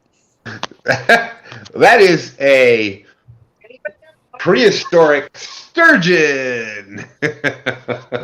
We gonna turn this into a game. Got a sip. Yeah. Central Valley saying good luck tomorrow, Stan. Well, thank you. Yes, it's the I got it. It's my last chance for the Iron Cat Championship. So we'll see. How's it going now, Mike? Can you hear now? Yeah, I can hear on my phone now, but it's real low. But heck, it's better than nothing. Okay. I tried to use my Turn your speaker earbud, up. but that didn't do anything. Yeah. Turn your, I'm not hit the experienced side. with this live stuff like y'all. Did you try what I said, Mr. Chavez? What? I don't think he heard you before, John. He couldn't hear you at first. Hit the volume button on the side of your phone, and then hit the 3 dots that come up on top of that. Yeah, after you hit them 3 dots, you'll see a whole row of sliders come up. Whoop, I'm trying. 3 dots. Hit the dots. Nope. Okay. And slide them up. Okay, sliding them up. Okay, they're all the way up, all of them. How about now? Nah, I hear now out of my phone, but it's just real low. Huh. And I have the volume all the way up. I don't know. I don't get it. It's all right. I can hear. I'm good. Awesome. Well, thank you very much for coming up, Mike. So we got Susquehanna Stan out there. We still got 57 awesome people watching. Thank you very much.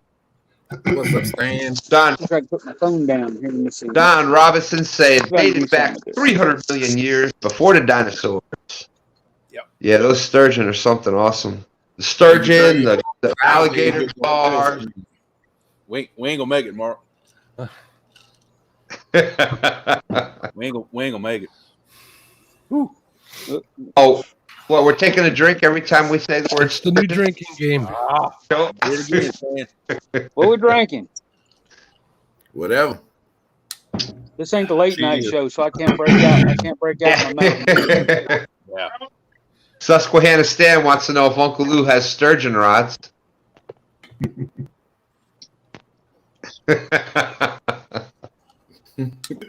Uncle Lou said you got your earplugs in from work.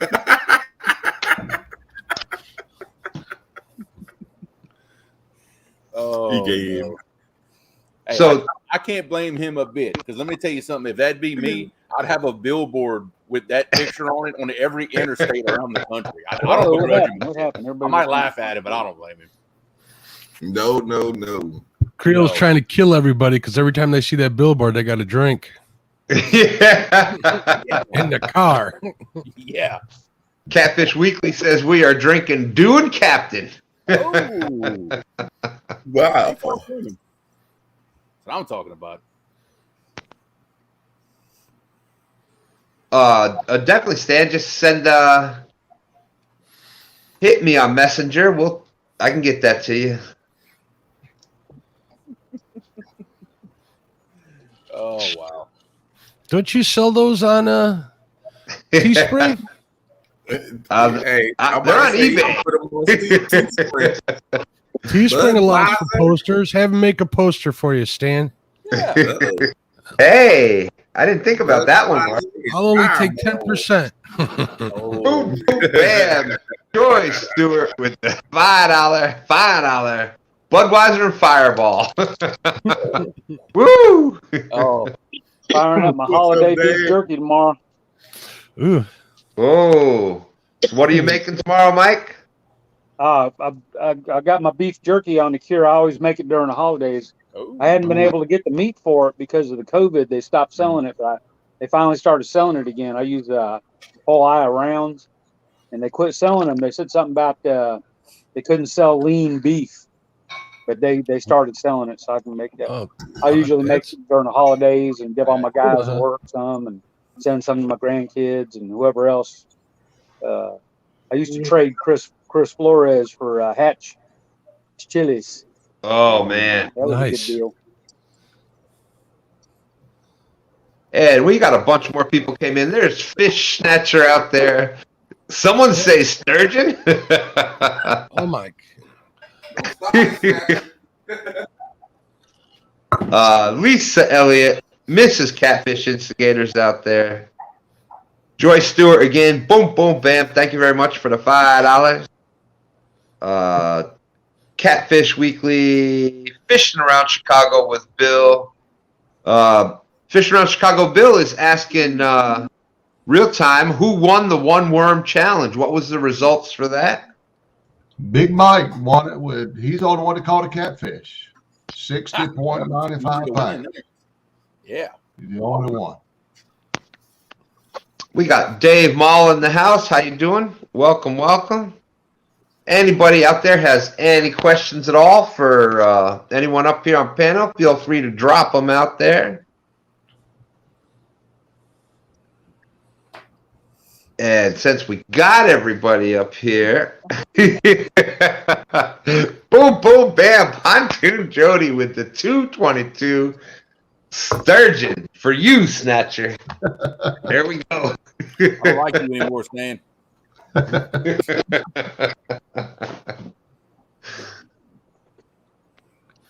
You know what? Can't we put that word on our blocked list on our channels? Yeah, You they gotta pay can. the fee. You know They what? gotta I pay have a mine fee. open right here. That's a good point. If they say Yeah, it but in mine, think they about gonna it. cost- The people want to hear about the sturgeon, so you might lose half the audience. You never know. Blocked words. Sturgeon. Yeah. Dad. Stan. Prime Two. Lick. Loser. To them loser. Loser, say what? Golf. My liver can't take much more of this. Susquehanna Stan says full screen anytime it's sturgeon time. Oh, you mean like this?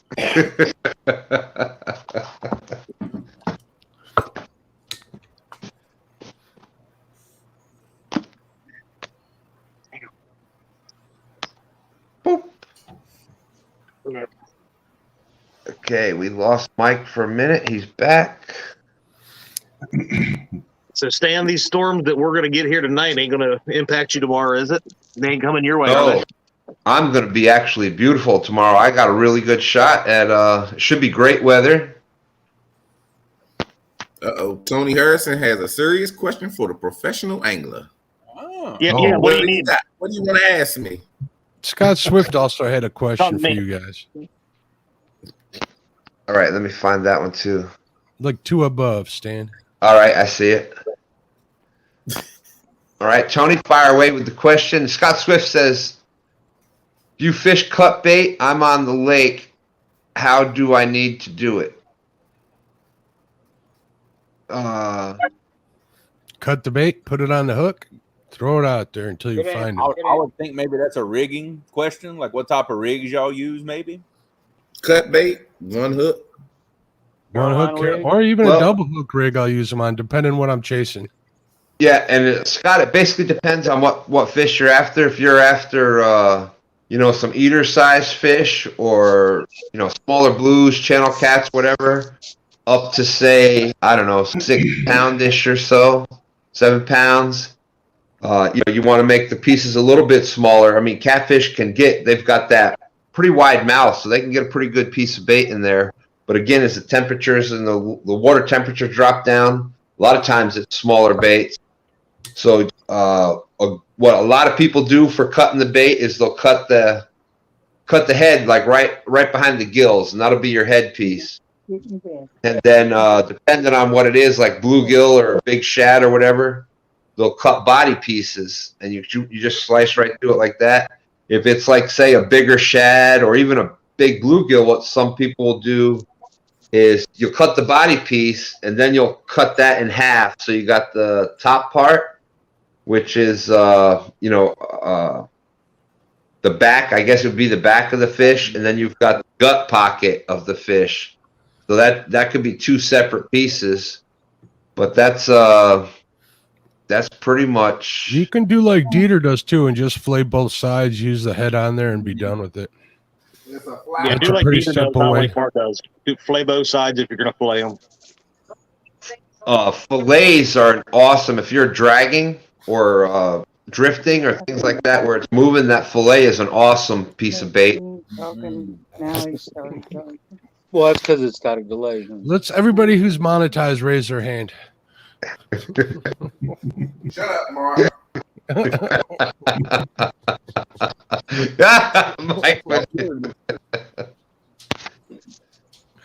I don't count though. I've been monetized for years, so don't count. Don't pay no.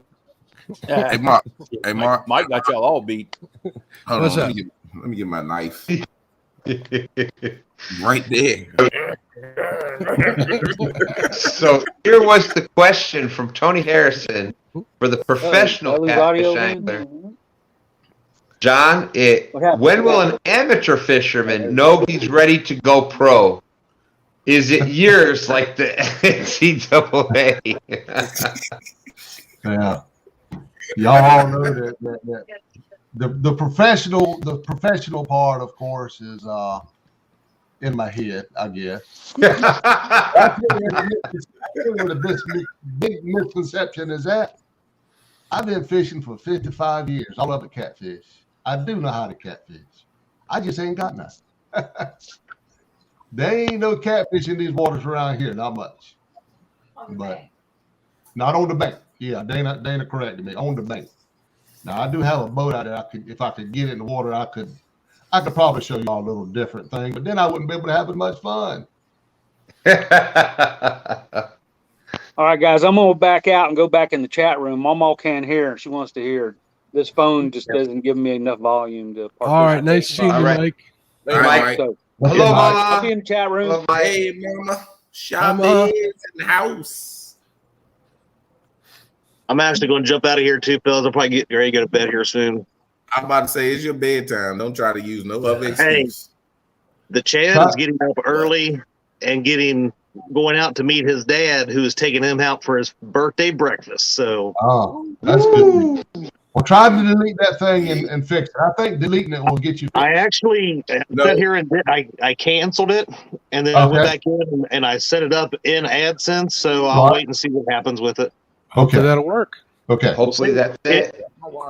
If it works, all these other guys on panel did absolutely jack to help me, but thank God for people like John, who he can't fish worth a lick, so he sets and finds time to figure out how to fix AdSense.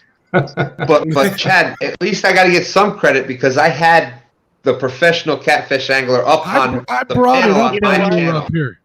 I'll give you one second of a point for that. You don't go to bed. You and I are going to have a talk tonight, Chad. All right, before you guys need to keep Mark engaged in here talking, so I don't have to have whatever he's about to have with me. So good night. Thanks for having me on, guys. All right, bro. Anytime, Chad. Thank you very much. I appreciate you coming up, my friend. No problem, brother. Get out of here. I got a bunch of messages too, guys. I got my niece's wedding tomorrow, and everybody's panicking to make sure I got my stuff done. So let me answer that stuff. Thanks for having me, guys, tonight. I'll be back in the chat after I take care of these people who are screaming at me. That's why I keep looking down at my phone. All right, man. You have fun tomorrow. All right, Mark. We'll see you later, buddy. All right, guys. Bye. Bye. And then there were four. Yes, eaters. I catch big cats on minnows. I'm trying to learn something new. You had to go. I bet you just put them hooks in the mouth. That's what I do. Hook them in the mouth or hook them through the eyes. They dead anyway.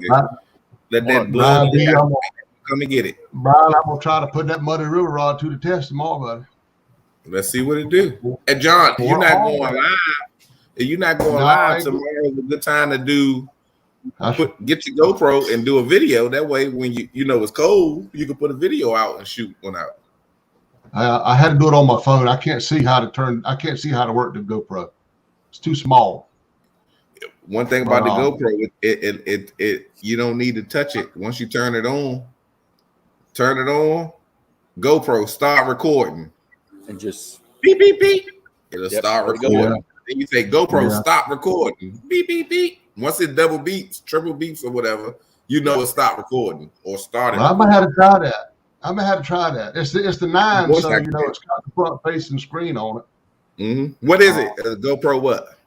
It's the Hero 9. Oh yeah, it got voice activation. Voice activation. So yeah, you can tell it what to do. Start and stop. Yeah. But just make sure you're close enough to tell it. You ain't gotta go GoPro stop recording.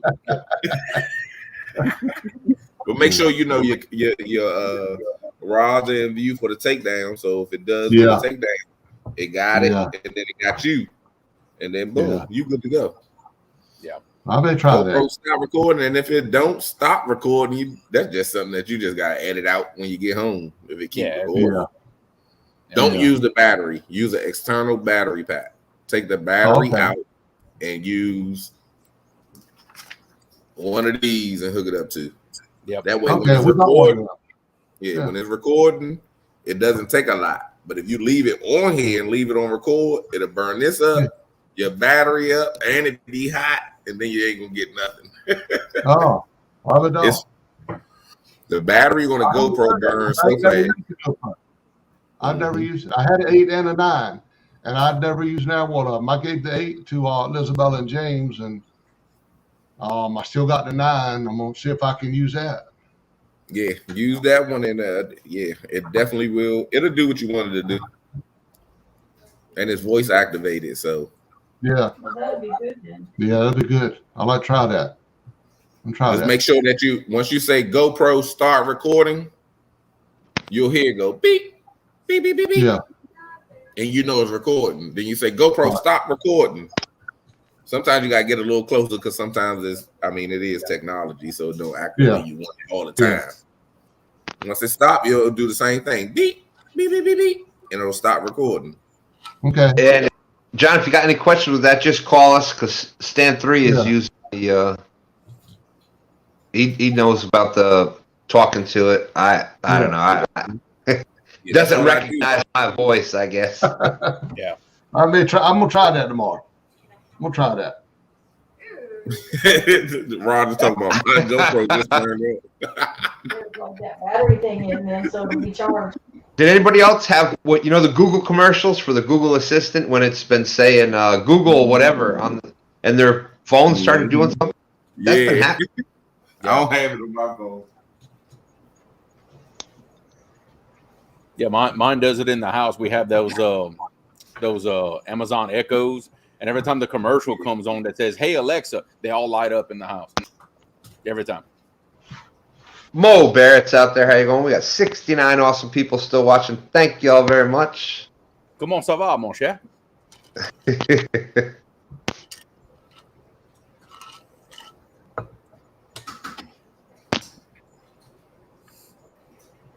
So, Rio, down in the waters down there, I was surprised at how you were saying the water temperatures were so low, but I guess with the colder water still coming down, that it still takes so long for them for it to heat up that it's still kind of chilly out there. So you still do have a wintertime effect in your fishing down there. Yeah, it's just it very much depends on where I'm fishing at. If I'm fishing in the Mississippi waters, there's certain times during the winter where it's 10 degrees colder in the Mississippi waters than, let's say, if I go in the Red River waters.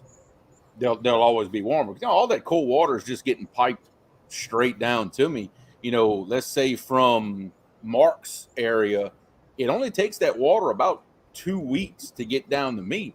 It's not going to warm up that much. So it's going to be much colder than anything else around my area. Now, do you think that does that push the fish sometimes up into the other tributaries and other? Yeah, it does. We've used that to our advantage before, because what it'll do is sometimes now when the river's coming up, usually when my river comes up in the winter, it's coming up with very cold water. It's finally coming from up north. It pushes those fish into what we call the oxbow lakes, which is the old abandoned channel, like where the river straightened itself out. It'll push them up in it, and usually we can find some in there, and it'll be a lot warmer.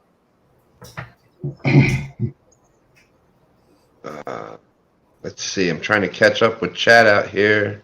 Yeah, I saw somebody had asked a question at some point back in chat, and this was kind of an everybody question, but they were asking about our favorite size of hooks. I know me, nothing but circle hooks. I use anywhere between an 8 and a 12, depending on the size bait that I'm throwing at the time. The smallest I use is a 8. All right, Scott Swift says, I need to go. My people are getting hit with tornadoes. Well, prayers out to everybody out there that's dealing with this weather. Yep. Trophy yeah, Seekers. Noah, what's up, Daryl? Trophy Seekers, how's it going? Big Skip, it really depends. It depends on the size fish you're going after. Here in the James River, if I'm going after, the bigger fish, we used to use size 8/aughts a lot, but I think, we're bumping that up to 10/aughts, and I might even be looking for 12/aughts with some of the baits that, we're using giant, the gizzard shad here in the James River are like footballs. I mean, these gizzard shad are amazing. So you're talking headpieces like this and bigger sometimes. So a nice 12/aught hook in there. Mm-hmm. So that's one of we've had some times where we missed the bigger fish, and we were wondering if it was because of maybe the hook size, the size of the bait compared to the size of the hook. So pretty much, I think that's what it goes down to. He's caught 3 pound to 68 pound on 10/aughts. Yeah, exactly. 8/aught, 10/aught. If you've got big fish in the water, you'll still catch your smaller, medium-sized fish, and it's definitely better for your bigger fish. So you catch a little fish with a 10-hour hook, and it hook right. God, I mean, it is what it is because you're going fishing. But you get that fish here and there where that fish just went right through the top of their head, or it went through their eye because the hook's so big. I mean, and that's part of fishing. It don't kill them; they swim off. I mean, one thing about catfish, I can't say that 100% sure, but as much as they go through, they're some tough jokers. Why do you think they fight so hard? Yeah, they some tough jokers. I remember Epic saying use a small hook because when I catch a good sized fish, then I got to put my hand down the throat and hope that I get it because them jokers are greedy. Yeah, you got a 6-7 hour hook, it's gonna be down in their throat, and you trying to get it up there. You just pulling everything from there on, trying to get it out. Yeah, and they're not cooperative at all, so they're not gonna keep their mouth open. No, I'd rather leave the hook in there, and their stomach acid will tear that hook up, and they'd be good to go. They're fine. Yeah, a lot of times I'm using 10/aught hooks. If he's too small to get that 10/aught hook, I don't want him. Right, exactly. That's why I use 9s and 10s, and you can put a bigger piece of bait on it. Sometimes you use smaller bait because all big fish do not come off a big bait. If somebody tells you that, they're lying. You eliminate the smaller fish by using bigger baits because they can't get it. But that's when you get the aggravating rod go down. And then by the time you go to check the bait, guess what? They just sucked all the good stuff out of it, and you just sit there with 2 eyeballs left in the fish. Yeah, exactly. And 2 eyeballs and a gill plate. That's about all that's left. All right, Joey. Good night. Have a good night. Joey Christ says, I catch a lot of smaller catfish, and I usually use a 6/aught circle hook, and it works well with the occasional monster. Yeah, 5/aught, 6/aught. You'll still be able to catch the bigger fish with those. If you're catching a lot of, the eater size, the channel catch and whatnot around the 10-pound mark, or even up to 20, that 6/aught is, and you're using smaller baits, the 6/aught around there is a good choice. And see, my thing with hook size is it's not necessarily how big around the hook is. I'm more worried about the size of the wire for the hook. How thick is the wire for the hook to make sure it's strong enough, to do what I want to do. Yeah. Susquehanna Stan says, I caught a carp on my 8/aught hook. Oh yeah, them jokers, if they gritty enough, they'll get around there, depending on how they go at it. Oh yeah, they'll get it. Yeah, it seems like we got a lot of people dealing with the weathers tonight, and so definite prayers out there. Do whatever you need to do. Yeah. Stay safe. Listen to the warnings. Do what they tell you to do, and yep. Scary stuff. The weather is scary stuff. Yeah. I saw somebody back in chat somewhere. I lost a comment. I asked me if I've ever hooked a gator. Not while catfishing. I'm legally obligated to say that I have never in my life caught a gator on a rod and reel. And I'm just going to leave it at that. What's up, Amanda Harris? But they pull like crazy. I will tell you that. There's my good friend, Minda Harris. How you doing? Good to see you. Thanks for coming in.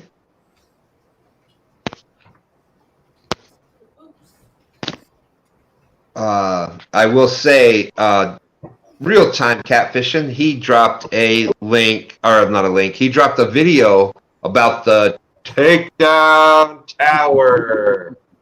And, I can't wait for next year with this, as the spring comes along and the bike gets fired up again and some things get figured out. When that thing is working, it is just a lot of fun. We've had some first-hand experience with it, and it's a lot of fun. It's awesome. I think we would have done a lot better that day if we didn't have half of Virginia's forest coming down the James River on us that day. Yeah, that was a bad day. Yeah, but it is going to be a whole lot better. I put that video out because I've got so many new subscribers that have not seen the tower, so I wanted to put that out. Get them familiar with it, because when we take it out in the spring, it is going to be bigger and better than ever. We're going to have it decked out with lights, black lights on the inside. Cool. And we're going to travel with it this year. We're going to take it to the James River a lot. We're going to try to get it to the Potomac. We're going to go where the fish are at. We ain't going to sit right here. We're going to take it out right here all the time. We're going to travel with it. Don't try to take it to the Potomac. Get it to the Potomac. Try to take it to the James. Don't go because the James is closer. Them boys over there at the James, they can't fish worth a lick. Boy, I said, Brian B. Boy. Yeah. Well, I'll clarify that then. We are going to get it to the Potomac River. Now, if you really want to get it in the river where the big fish are, just sing. I was waiting for Creole to come in with that one. I got to, right? I got to. Not a doubt. And John, the good thing about that is the Potomac River. Let's see, North Carolina to the Potomac. Kim, no, you didn't. No, you didn't. Oh, there's a stop in between, isn't there? Oh my goodness, Kim! Don't stop. Oh my God! Boom, boom, bam. Kimberly, thank you so much with the $50. Boom, boom, boom. Thank you. What hook did you use to catch the sturgeon? It was. Here we go. Get it again. It was an 8/0 Uncle Lou hook. Catch this 222-pound sturgeon right there on a medium Uncle Lou's rod. Huh? Hey, Kim, welcome into the party. Scale says. First thing, you got to be able to fish. Oh. Who was that for, Skin and Scales? Who was that for? Because I know you weren't taking that to John, because he is a professional captain. I'm going to pop out, Stan. I'll see y'all later on. All right, John. All right. Well, boom, boom, bam. Kimberly, thank you. We got Freddie trying. There he is. I'm about to say, he's trying to get it in. I barely made it. We got Sasquatch there. Brian, what's that? What's what? There's an upgrade. Uh-oh. Oh, okay. You got to remember this Ooh. is Oh, you're son of talking, a gun. you talking trash. You talking Son of trash. a This ain't got assassin. nothing to do with your bed.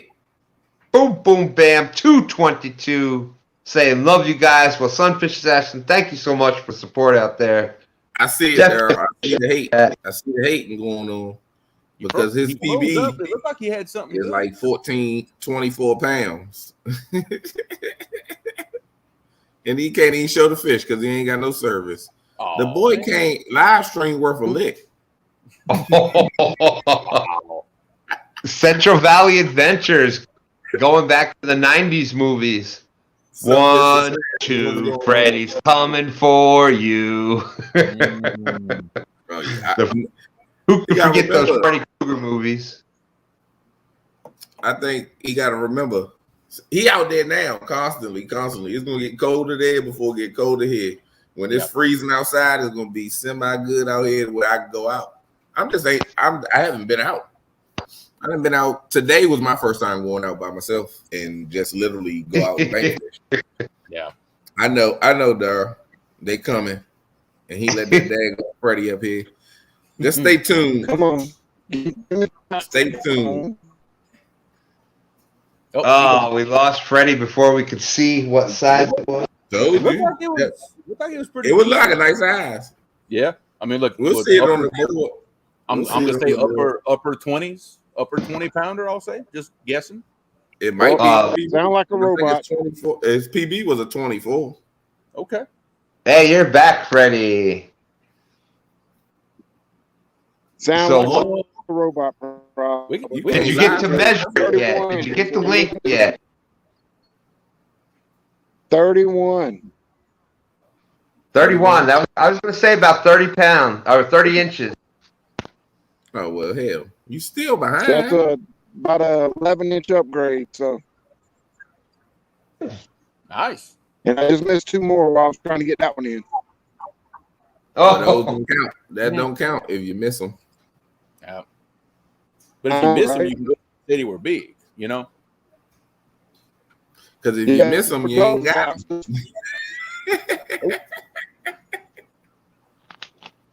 And if anybody is wondering what we're talking about,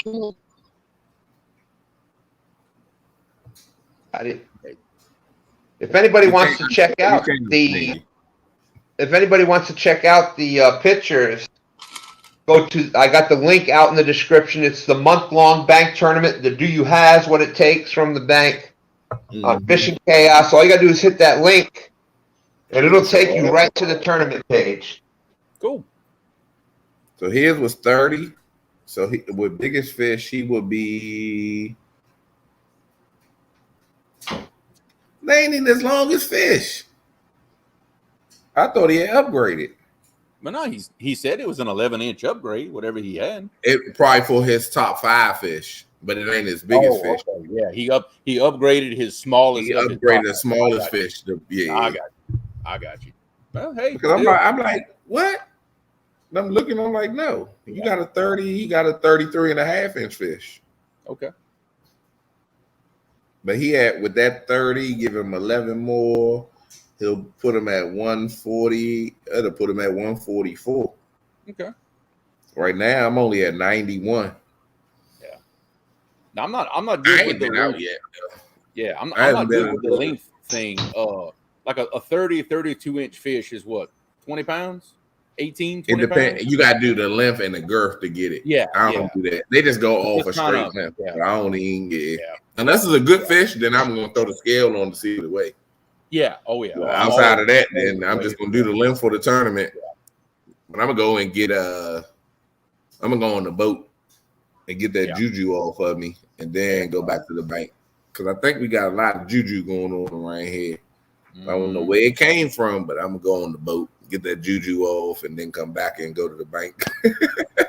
I got thank you, Buck. Buck just dropped Freddie's link there. You need to borrow these, Brian? I got my... Oh, no, I'm good. Nah, Daryl told me to put them on. No, I'm good. I mean, you know, anybody talk trash. Hold on. I got my cabbage over there boiling. I heard something. You know me. That's what we do. We talk smack. Because everybody that talk trash to me, they won't come up and fish against me. That's all I can say. Brian don't have feelings. We know that. Brian don't have no feelings. Freddie jumped out there. That's why he gonna lose his beard. And I said he will lose his beard. Yeah. I believe come the March Madness for the 1 versus 1, me and you gonna have a little score to settle. You know that. I know you will. I'm coming. I'm going hard. No problem, because I'm gonna do the thing. Oh yeah, that. No doubt. That river will be nice and high and muddy and fast by then. Oh, yeah. Boy, it'll be April and March. You get a lot of rain. April and March. That water gonna be flowing. The current gonna be good.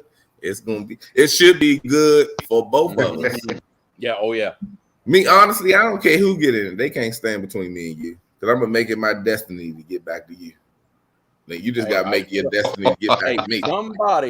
Somebody gotta get me eventually. I can't win them all. I just knew I had you. I said, you know what? This 5 pound. I said, I'm telling you, I'm getting it. We went back to that spot, man. That water was so rough. I was like, I'm done. We sitting there like we in a rocket chair. I thought the same thing. I said, I'm gonna lose this. He's catching one more fish, and I'm gonna lose this. I just knew it. Couldn't get enough fish. That was the longest 45 minutes of my life. I'm telling you. Yeah, real. It was setting up that way because normally, I've known you long enough, and you've said it, and we've seen it happen. Where as it gets closer to that noon, bam. That's when you usually start picking it up. And when it was like going the opposite direction, and Brian was catching fish, which was the opposite. Yeah, like all I need. The crazy thing is, remember we had that storm, so we had a lot of trash. Yeah. And when I went to go up the river and I hit something, I said, you know what? I can't go up the river. I'm not taking a chance. It's too much stuff in the river. If I'd have went up the river, probably a mile, I knew I would have got it on a good fish, because that's where we always go to get on good fish. Yeah. And I just couldn't get up there, and I wasn't chancing it. Yeah. Even though it was daytime, I wasn't chancing it and tearing the prop off the daggone boat. Yeah, and it was stuff coming down. And the thing is with me, every other time I've always fished these challenges, I can mark fish, get on them. If I find them, I can catch them. The problem is that whole day, I marked a few in the beginning, and that was it. I didn't mark a single fish after that, no matter where I went. So I had the choice. I'm like, okay, do I stay here and basically keep bumping into nothing and hope I run into one? Or do I go to another spot? Because once I knew I moved to that other spot, that's it. There's no time to do anything else. Right. And you know what? I'm going to gamble. I'm going to go to my honey hole spot. And when I got over there, I didn't mark a single fish. And I said, oh, crap. I was like, this ain't good. Too quiet. He was too quiet. And I was like, oh, my God. When I got quiet, it's like, oh, no. I rolled the dice, and it didn't work out for me. Didn't catch a single fish there. But luckily, I had caught a few in the beginning. The beginning help put you where you need to be, because I couldn't get. Yeah, it was 5 pounds. Which in a catfish tournament, 5 pounds is nothing. And 5 pounds is nothing. And remember, I was catching dinks when we first started. I was catching dinks, and I said, you know what? Lai was like, do they always get them there? I said, no, it's suspect because it's deep water right here. We're just on the ledge of it, throwing into the deep water. And I said, what we about to do is move. And I moved, and the fish size got bigger. And I said, you know what? We're going to move again because it bit down. Mm-hmm. When that first fish I caught bumping, when that first one bit, I knew I was in trouble. I knew. I could tell by the way he bit that they were on the downhill slide, because I could actually feel him messing with it, and I had to give him a little line to make sure he had the hook. I said, "This ain't good." I said, "It's gonna be a long day right here." I said, "This ain't good," and it sure enough. Yeah. That's how it is. Hey, well, I was on my toes. Big shout out to Freddy's Outdoors Adventures, 15.64 pounds, 33 inches. Yeah, upgrade. Nice. And I love it. That's the excitement. And Creole, everybody's heard me say this before. It's not the size of the fish. It's the size of the excitement that it gives you. And you can obviously tell that Freddie is excited right there.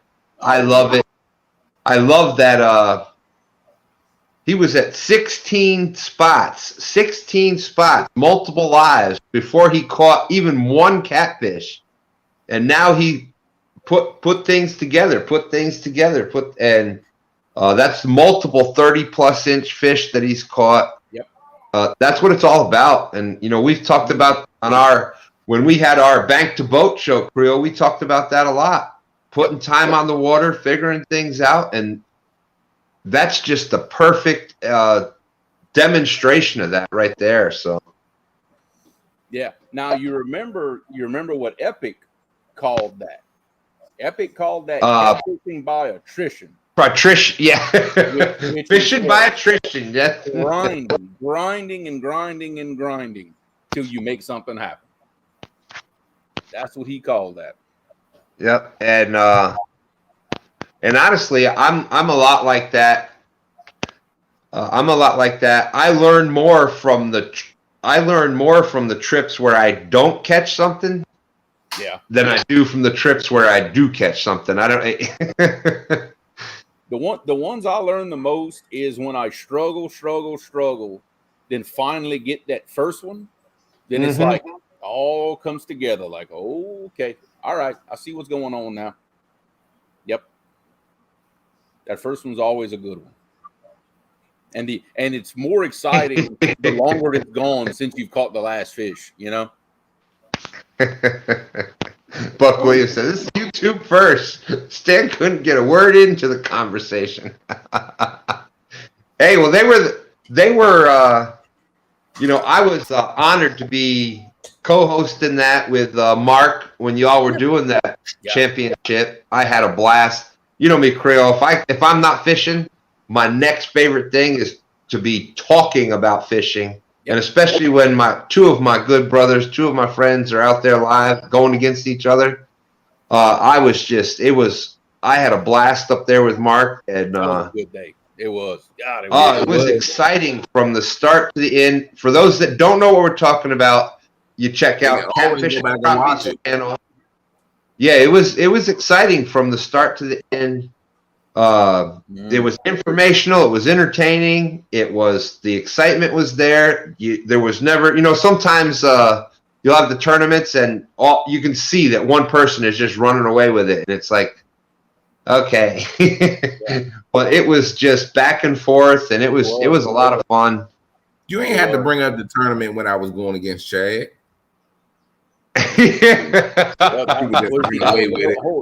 That was a whole other one too. See, that was funny.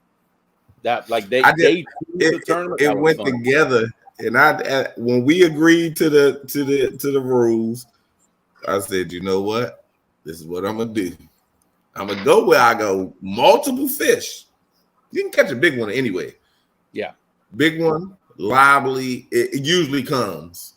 Yeah, while you're sitting there getting all these dinks. Yeah. So I was getting them 2 pounders, and 2 pounds. I might have left up and got a 12 or something. Yeah. I said, okay, I'm good here. Bite slowed down. We're going to stage 2. Got there, went there, did okay. Said, okay, let's go finish it off. And went over there and got like I think a 15 or 17 pounder and a 12 pounder, and that just pretty much shut it. Oh yeah. Unless he caught a monster, which he's not known for doing. No offense, but he just doesn't get on them. But that's what I was working for. I was working on numbers and numbers. And I do got to say something. Brian takes a lot of, joke about the the Brian B. Dinkings and the small, but Brian catches big fish. Oh yeah, he does. You know, My and PB is a 70. My PB is a 70. The monster cat, I called it what? 52. 52, 53, something like that. It was 52. Something, yeah, lower 50s. I remember about, yeah. Yeah, it was 52. You know, once it gets above 50, you know, a couple pounds here or there, it was between 50 and 55. It was somewhere in there. But and then you had the Fish-A-Wish. Brian B and I both fished in the Fish-A-Wish. I managed to catch the two biggest fish. I'm just saying, but Brian, you realize there was only two people. There was only two of us that made it into that big fish category. It was you and me. Oh, yeah. We were the only two. And then you were the only one to make it into that middle category. So you had multiple fish in the, I don't remember what the size limits were. It was from whatever to whatever pounds. I think it was like it was a 1 to 5. 5 I think I don't remember. Well, 1 to 10. Something like that, and then 10 to 20 or 25, and then 25 and above, something like that. But but you hit all of them. I hit the two biggest ones, and that was, you know, I think we had a great. Either way, it was a great showing. But the point I was trying to make is you get a lot of jokes about the Brian B. Dinkings, but you know, when it's a numbers game, it's a numbers game. You catch your number. That's it. You know that first couple. Exactly, the first couples challenge. Hey, Caleb, how are you? He's got to come ham it up. Of course he does. That's why we love Caleb. There you go. The first couples challenge, Creole. It was a numbers game. Yep. You were the that's where you started the bus driver. Yeah, that's where came in and bam with numbers. That's what it's about. Yep. Yeah. And to think when that day Laura and I fished that couples tournament there, I had fished there twice before over about a 4 or 5 week period. That's the least number of fish I caught in that spot. We caught 46 the first time we went there a few weeks before. It's crazy. Yeah. That's like with the spot I went with against Chad. We went out that week and I went in that hole and I said, you know what? We're gonna sit here and see what it do. Yeah. I called Stan and them. I put them on Stan, Haz, and Snatcher on Facebook Messenger. And we sitting there on video chat. And I said, I'm tired. I said, I'm tired, Joe. We got like 33 fish right now. Yeah. I'm tired. Oh, when you get on them like that, man, it's tiring. It got to the point where as though we took rods out of the water because we got tired of rolling them in. It got to be too much. Like, you know what? I said, yeah, we're gonna start off here. Yeah. Because we tried we was gonna go to 2 spots, but it wasn't no point of going to the other spot because we seen that this spot was on fire. So I said, we're not gonna go nowhere else. 33 fish. I was like, nah, this will be a good spot to see. Oh yeah. And that just proves, you know, people have this if people aren't informed about catfish at all, they're, you know, a lot of people think they're just these lazy bottom feeding scavengers. No, blue cats will travel. Even channel cats, they'll travel. Flatheads are more kind of, but you know, they'll get their kind of find their holes and this and that, but they'll still move. But you know, oh yeah, they're holes, but you got to remember they'll travel 1,000 miles overnight. Them jokers go. Think about it when they hit that. They do. Your big fish are your fastest fish, and you know you got a big fish because once that joker know he hooked, if you in the back of the boat, all your rods to the left. If that fish got hooked on the right, you better move them rods because he's gonna tangle all up in them. That fish is gone. You realize it's gone. Yeah, you realize how athletic a blue cat is when you watch a 60-pound fish swim upstream, pulling drag in 4 mile an hour. Yeah, it's like you can't believe what's happening, and they are something. That is one of the true boom, boom, bam. Jesse Lopez Outdoors. How you doing? I will walk 500 miles. Trophy seekers. You were pulling them in on the monster. Oh yeah, I was. You know, that's when I had to get my hater blockers. You know, Haz was on the other side of the water. He was trying to hate on me. You know, Thank that boy can't fish worth a lick. It was getting we don't really need to had talk that 44. about, we don't really need to bring up the monster hunt. That's hey, hold on. That man paid for that. Yeah, he did.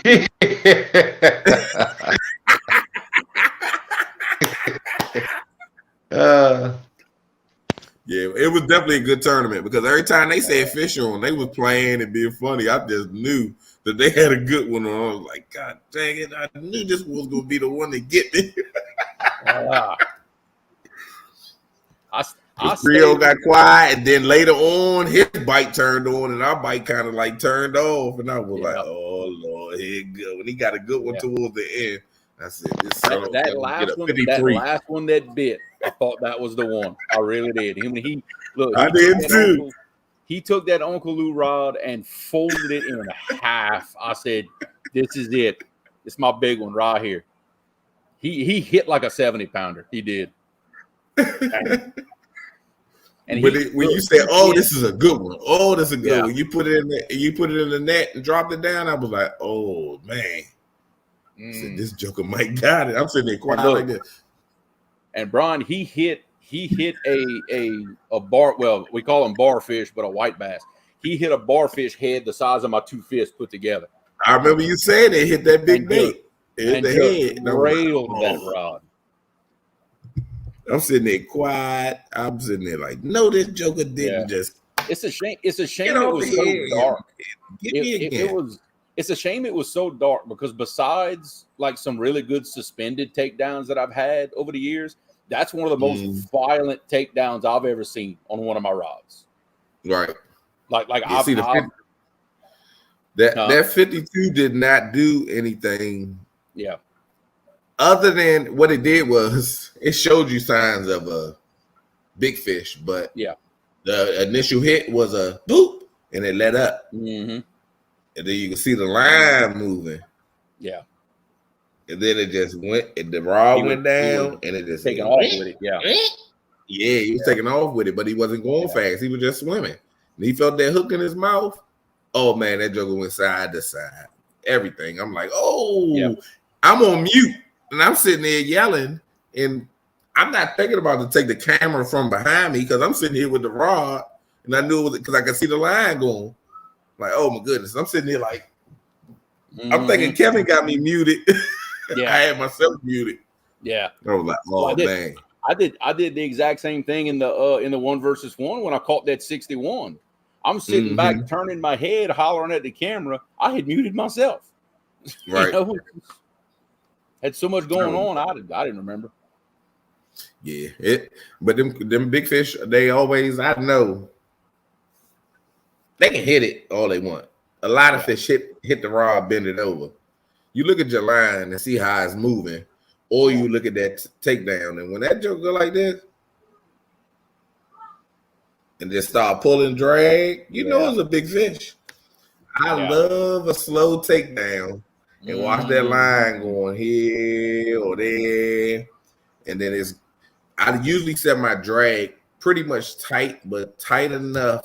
I mean, loose enough to where as though if it's a good fish, it's going to pull some drag. Yeah, he won't. Yeah, and if it pulls some drag, then I know we own or something. Yeah, and I don't leave it loose to where as though any fish and I got to go. I'm not doing that. Bend my rod over.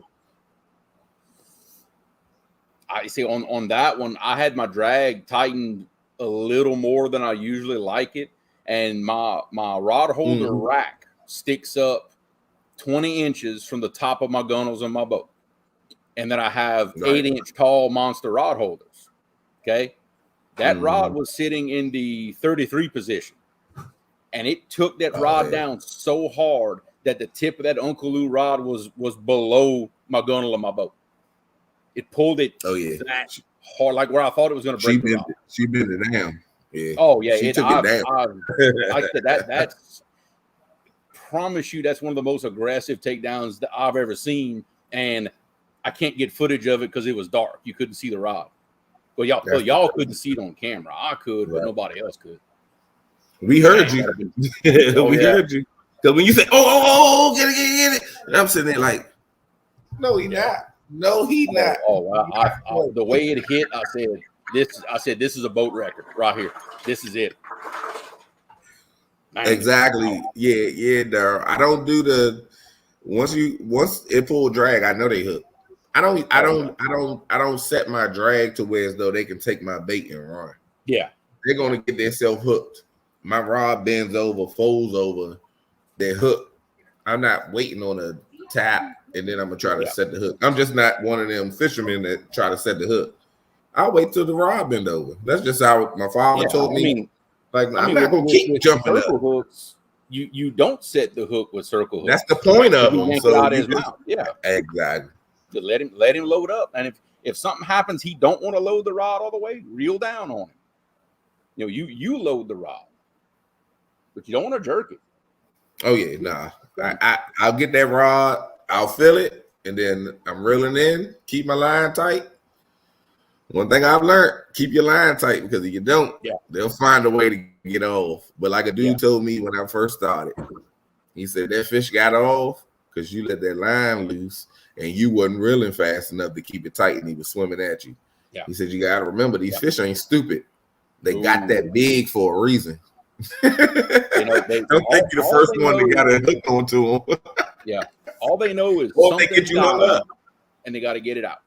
Mm-hmm. Even if they get you hung up on something, they know what they was doing then, because they ain't got that big for no reason. Oh yeah, they have a way. But I do find that's when those thicker wire hooks play an advantage, because that's the bigger hole it takes to get the hook back out. It takes a little more effort to kick that thicker hook than it does a thin wire hook. Oh yeah. They can roll all they want. With a good hook, they can roll. And if it got it good, because that one thing about with a catfish mouth, it's thick. Oh, even when you get it, it take you some time to get that hook out of his mouth, unless he didn't ripped and pulled and pretty much then put a big hole right there. Yeah. Yep. And still have to get some pliers to get the hook out of them. Oh yeah, heck yeah. You know you had them good. And I love it. But that's slow. Whenever I go and then start pulling that drag, I'm like, oh, it's a good one. Sometimes you mess around and do that, and it be a little daggone dink, and you don't even realize that you done had your drag a little looser than you thought. Yeah.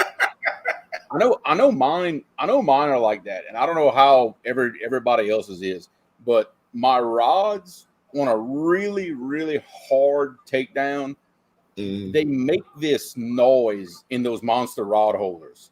It's a low pitch, almost like a vibration when that fish has just got it bent down really, really hard, and I can hear that. And when I hear that, I know it's a big one that hit. You know, if I don't have to like the rod knocking. Yeah, exactly. It's that low. Yeah, it's almost like it's making it rumble in a way. Yeah. And maybe it's that aluminum boat that does that too. I don't know, but when I hear that low pitch noise, one got hammered. Yeah, because I hear mine, and I might not be looking, but I hear it, and I'm like, oh, and I turn around, that joke is folding over. Yeah. Oh yeah, and if that don't get your blood pumping, you need to get your pulse checked. Oh yeah, because I had on one of my lives. Like my adrenaline was rushing so bad that I couldn't even hold the fish up, because I was shaking with the fish, and I was already shaking, messing with the fish, thinking I seen the fish. Yeah, I brought it up top, but E-Rod got hit. He's going to net the fish, and I'm like, come on. I'm like, oh hell. His rod got hit, so he had to jump over there. So I'm sitting there, like, oh my goodness. I'm anxious to get this fish in. I don't want to lose it. Oh man, yeah. Oh yeah. And he come back and get it, and I'm sitting there. I'm trying to hold that 45 up, and I'm sitting there like this. My arms are like spaghetti. At that point, I put the fish down. I'm still shaking. I said, "Man, am I adrenaline rushing like crazy?" I didn't. Yeah. And I was live. I did not want to lose that fish on that live. Oh no. And they couldn't see it. No. And that was the day that I didn't. I left the daggone phone holder. So I got one of the chairs, and I got it propped up on the chair. But took the phone to show it, and I'm talking about the takedown is pulling drag going under the boat. Yeah. But then his rod went off, and he put it down on the chair, and it slid down. All you can see is the I know. I've had so much good stuff that when I go back and look at it, somebody bumped the camera or accidentally turned the mute button on. I got so much good stuff that I couldn't use over the years. You learn that way. I just told I don't know who I was talking to, but I just told them I had a good video of a good fish. And soon as I was reeling in, he was going to net the fish. But when he grabbed the net, he called himself making sure that I was recording and hit the record button. Oh. He didn't realize that I had told GoPro start recording already. And he stopped the recording. Yeah. Oh, look. Oh, yeah. And he was like, you get the footage. I was like, no. I said, all I seen was you walk past the camera, turn around with the net in your hand, and hit the button. And you stopped the recording. He was like, I didn't know you were. I said, I told you all I got to do. But he didn't know. So yeah, you live and learn. But I've learned a lot the hard way about the filming part of it. The camera angle and and I've learned it the hard way through messing it up and losing. It's almost like you gotta have two shots. You gotta have a camera one place and a camera another place. That way you make sure you got everything. Because damn you do, damn you don't. Well, we caught a good fish last time and we didn't have a net. Yeah, he tried to take the grips and put it in his mouth, and he kept slapping down. So he was like, So what he did was I pulled it up tight, and the fish was kind of tired. He grabbed that joker by his mouth and put an arm around him and bear hugged him and pulled him into the boat. But I couldn't get it on footage. I was like, oh my goodness. I'm like, but the thing you do to get that fish in the boat, you look at yourself and be like, God damn, I'm crazy. I had about a 50-pound blue like to beat me to death. I had kind of put him up, like people do the big yellow cat, put him up on your shoulder. Right. I made a mistake and I put a green fish up on my shoulder, and he commenced to beating on my head like I owed him money. And they could just and finally I just threw him out the side of the boat. I just get out of here. One of us got to go. You got it on tape though? No.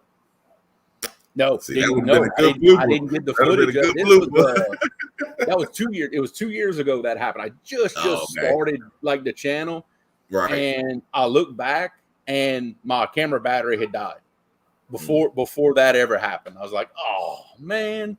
That's one thing I'll be trying to pay attention to and stuff like that. That is, it's when you're recording, man, anything can go wrong and you don't even know it. You think you're recording, it ain't even recording. And I have a GoPro with me the night we caught the 52, but I never put it on the pole. And I'm like, man, we're gonna be live. I don't want to record a live. Because then I'm going to have to edit everything, add music, this, that, and the other. But I'm like, shoot, we could have got that 52 on there. Exactly. At least made a good short. Yeah. See, now thinking, but damn, I'm on it. Yeah. I'm curious now with that, and y'all saw it. I think you were in the live. Yeah, you were in the Haz's live the other night when I had that little, that little deal that follows me around. Mm-hmm. Yeah. I'm very curious to use that now in my boat, because now I'm thinking if I can get it right. Oh yeah, get it right. It's gonna follow me everywhere I go now. So I'm hoping it'll catch some camera angles that maybe I would have missed. Oh yeah, because as long as it follow you, even when you, I mean, it's gonna follow you. So hey, it's gonna go where you at. You reel it in, and then have another camera. You can still have your GoPro getting another view of it. So that way you might got the fish coming in, coming up out of the water. And you got the side scan or whatever the case. It'll still get you. That's perfect. Yeah, and now I can dedicate my other camera to maybe something else, maybe some kind of other view that I couldn't do before. And now I have a spare iPhone that doesn't have a SIM card in it. So now I'm going to be using that for some things also. So really that adds me a third camera. Yeah. I got my tablet, I got my phone, and then I have another phone that I could use. Yeah. That it gives you different views, but I don't want to, with my boat, I don't have that much room, and I don't feel comfortable putting a whole bunch of electronics hanging off the side of the boat. Well, and you see anything happening, they'll go bloop. And you see, I have the opposite problem. My boat is so big that I have a hard time setting up one camera that you can see everything. You can't see everything. That's why I have mine to the how I do things. I put mine to the back and high so you can see what I'm doing. My rods, even though E is in the front. If E gets a good fish, then I'll be able to turn that pole around to where it's over to get them. Yeah. But, and now, because what I used to do is mount my camera on top of my, I have like a little grab rail over the windshield, like on my center console. I used to mount it, and when I do my lives, that's where I mount it. But the problem I've been having lately is it's too close to the back of the boat, and you can't see the entire back of the boat. So now I'm getting in the habit of putting it on my tripod, putting it up by my front deck. You can see the entire back of my boat and out the sides in one shot. You miss a little less. But the problem I'm having now, I'm going to have to take my bimini top, unbolt it, and turn it backwards. Because my bimini top, when it's folded, it's in the way. You can't see my my rods to take down. Yeah, so I'm gonna. I mean, it's gonna look ridiculous. Yeah, I'm gonna have to make it tilt to the front, the opposite way. So you can see the back. And it's gonna drive me insane to do that. It's gonna look so dumb, but you got to do what you got to do. You know. Appreciate it, VLB. Absolutely. Where's Stan? He left us. I don't know where Stan at. Stan said, y'all up here talking. He said, I got somebody up here that can run the show, so we good. I'll be back in a minute. Well, I saw he froze up. And then his phone might have died. If he froze up, it might have. It might have. But it's just crazy the stuff that happens that, this is all that behind the scenes stuff that nobody gets to see. All they see is the content we put out. They don't get to see all the craziness. And that's what was so fun when Sean T came fishing with us live. He met us in the parking lot. We shaking hands and all, like, oh man, I get to come fish with a YouTuber and all. I'm like, dude, this is not a professional operation. Trust me. You better, dude, it's crazy. And he found out. He sees the craziness that happens in my boat, and we had such an awesome time. Now you see that I don't know what I'm doing. It is just pure chaos sometimes in that. Yeah, trust and believe me. That's how I be like when Epic came down. I'm like, I got a week notice. Yeah, I don't need to. I don't really need to prep anything because of him Epic coming down. We didn't really have a plan because he wasn't for sure what time or what day. And then he hit us like, what? The day before was like, you ready for tomorrow? I was like, yeah, you said you're coming. So hell, I left the window open. So I'm like, hell, I don't know if he's coming tomorrow or the next day. So I was like, yeah, let's do it. Just do it. The he was behind. I'm like, hell. P City said, okay. He said he coming down today. Tomorrow. So P City came down early that morning. He rode with him. Like we were looking at stuff that I never fished. Yeah. Stuff that Haz had looked up on Navionics. Mm-hmm. I wasn't familiar. That's why I was like, hey, do y'all want to go down this way? Because if we were to start down it that way, then we could have worked our way up. Yeah. Whereas though I know where I'm fishing, show him, he would have told you, or it would have been more fish. But at that point, at nighttime, that's when that temperature was dropping. Yeah. Yeah. So I was like, shit, I ain't never been on that side of the water. So that is good information. I never knew that it was that deep on that side of the on that side. Really? And I said, okay. And the current was ripping. And I was like, okay. I think I had 2 6-ounce weights. I had 12 ounces on. And it was still taking my rod, my line with it. I was like, oh yeah. Oh yeah. I fish a lot of spots like that. You'd be surprised how much lead I got to put sometimes to fish certain places, you know? I think Haz dropped his in the front. I dropped mine on the side. And before you knew it, mine was to the back and his was in the middle of the boat. Because the current was just ripping that fast. Yeah. Oh yeah. I've got a couple of weights that stay on my boat for special occasions. I call them wind chimes because they literally, I filled a piece of 3/4 inch. It's EMT, electrical metal tubing. It's a piece of 3/4 inch EMT, 12 inches long, full of lead. It weighs 34 ounces. Oh wow! And I've had times where that's what I needed, to run a drop shot in some really really heavy current. Yeah, that 34 ounces. That is a lot of current.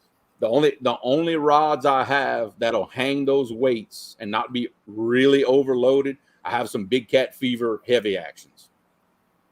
That's what I have to hang them on those rods, and the tips still almost want to go in the water. Wow. That's how heavy they are. Yeah. Yeah, that's current. But hey, as they're staying is fighting another sturgeon.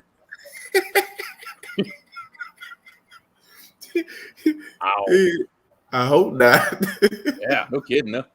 Be another 2 hours. Sturgeon. We need to see it. Yeah, I know, right? I guess he'll be back eventually. I don't know. Yeah, his phone died because he tapped some comments at first.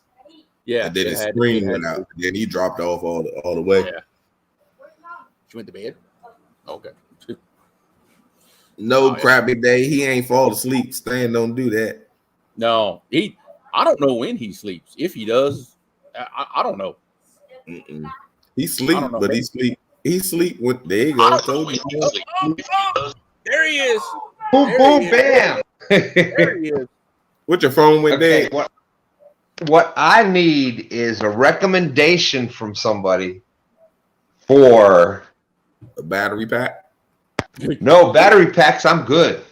It's the cable between the battery packs. I had it hooked up.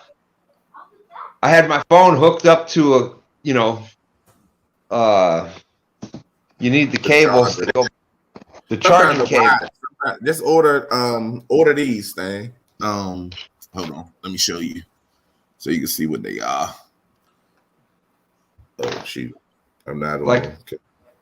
Order the ones like this. Yeah, they have material on it. That way you don't have that straight wire and bending it and folding it and wrapping it up and stuff like that. The wire in the inside gets riddled. Because I had it on there and the charging symbol was up on my battery, up on the little icon up on top. And all of a sudden I looked and you could tell because you could see the screen start to freeze a little bit. And I'm like, oh crap. And I grabbed and I'm trying to, and I just have no good charging cables left again.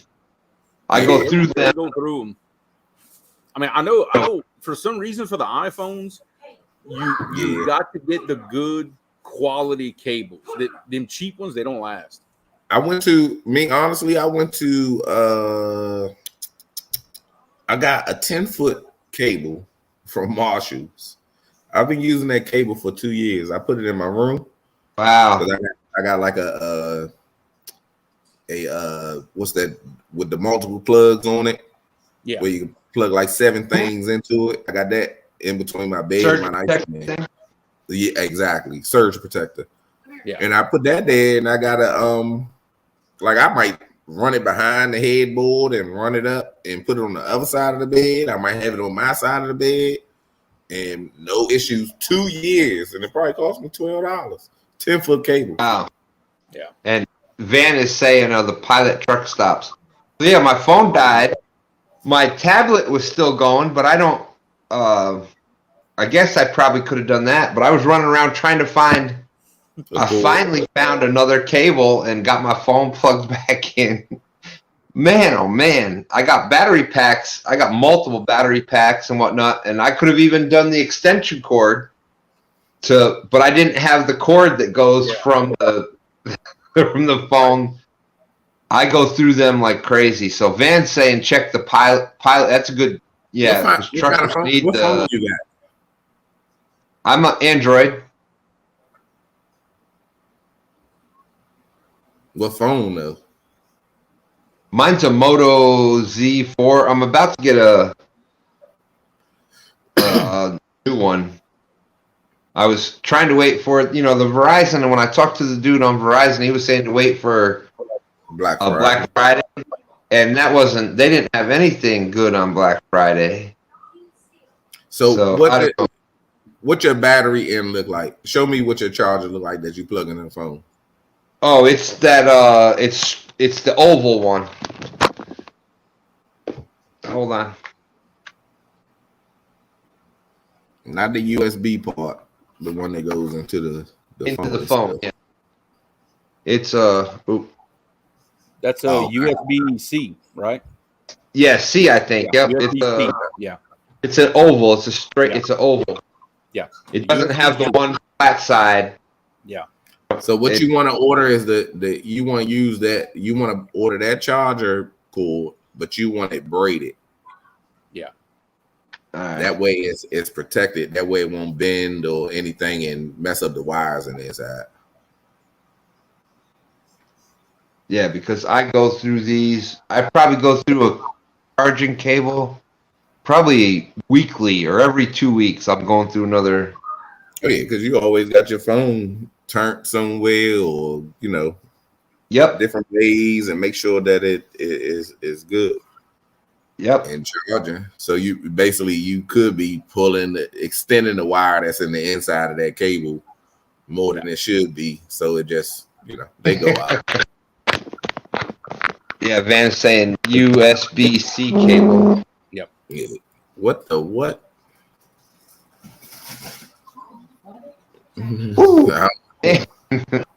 I'm running around, and I'm like, I know I got some because I buy like a few at a time. I got to step out of here. I got a little one to try to put to bed, and wife's trying to go to bed. Yeah, well, I appreciate you and Brian keeping the show going. Thank you very much, my broadcast brother, and always glad to see you, Creel. Thank you much. Oh, Van gave me a compliment. That boy ain't as bad as I thought. I said, boy.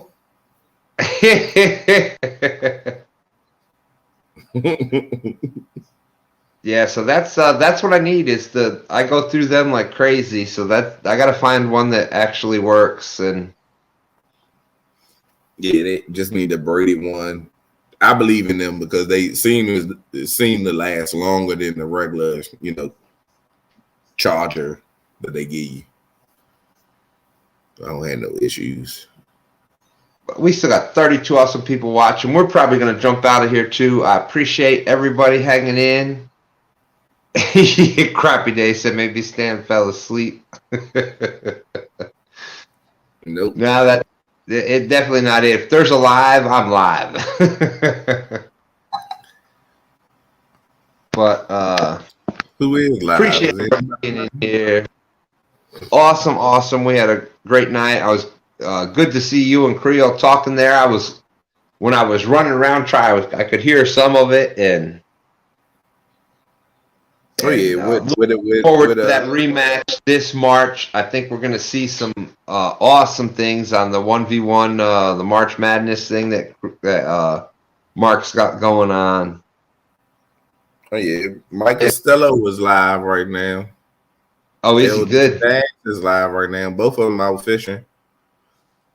There you go. All right, Jody. Have a good night. LG Bass. Yo, check out Mike Costello, LG Bass. Oh, boom, boom, bam. Don, thank you very much, my friend. I appreciate that with the $2 super stick. Thank you, thank you, thank you. I don't need that case of no-dos, man. You need to go out there tomorrow and show Dita you can fish. And you better record it. Matter of fact, go live while you with Dita. He'll let you go live. I'm pretty sure he will. Go live tomorrow with Dita. Don't read all the comments, though. Yeah, that's awesome. Van getting to fish with Dieter tomorrow. Good luck. I hope that goes well. Yep. I ain't going to tell you what he had to do, but he going to go live with Dieter. So you got to check out LG Bass or Mike Costello. They're out live fishing. Yep. Ronnie Moore, appreciate you coming in. We're jumping out right now. Thank you, thank you, thank you, everybody that was here all night. Have a great night. Oh, Ernie, the hog snatcher. What up, Ernie? Ernie, right now. Man, Ernie, you holding out, man. Hit me on my email, man. bcatfishing17@gmail. I don't want to know your spots. I just want to know where that discounted price at. I think Chunky went there. Is what I'm talking about. Big shout outs to Ernie. I think he's right now second or third place by just a couple inches. He had third place, if I'm not mistaken. Yeah, he had third place. Yeah, right there, right up at the top. He's been catching some fish. So great job, Ernie. If y'all want to check that out in the description is the links for the month-long Do You Has What It Takes from the bank. All you can do is click on that link. You can see what place we're in month to date. You can see all the fish caught. Ooh, he's in third place by a half an inch. Half an inch. Yeah, I knew it was really close. Haz is in second, right? Haz is in second with 156.75, and Ernie is in third place at 156.25. So that's, there you go. Yeah, half an inch. Big shout outs to Ernie. Keep doing what you're doing. It's obviously working. Ernie said, I was mad when I seen that.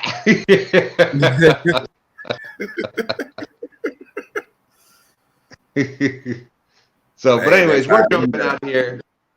I'll be fishing on the Walmart Bait Iron Cat Challenge on Palmetto Cats tomorrow morning, 8 a.m. And I'll see y'all Sunday morning also. Check out, if you're not with Brian B. Catfishing, his link is out in the description. You never know when we're going to go live on his channel with no script. Could be tomorrow night. Could be Wednesday night. Could be Monday night. It might be Sunday afternoon. You never know. So check out Brian B. His link's out in the description. We'll see y'all later. Thank you, thank you, thank you. I appreciate everybody out there.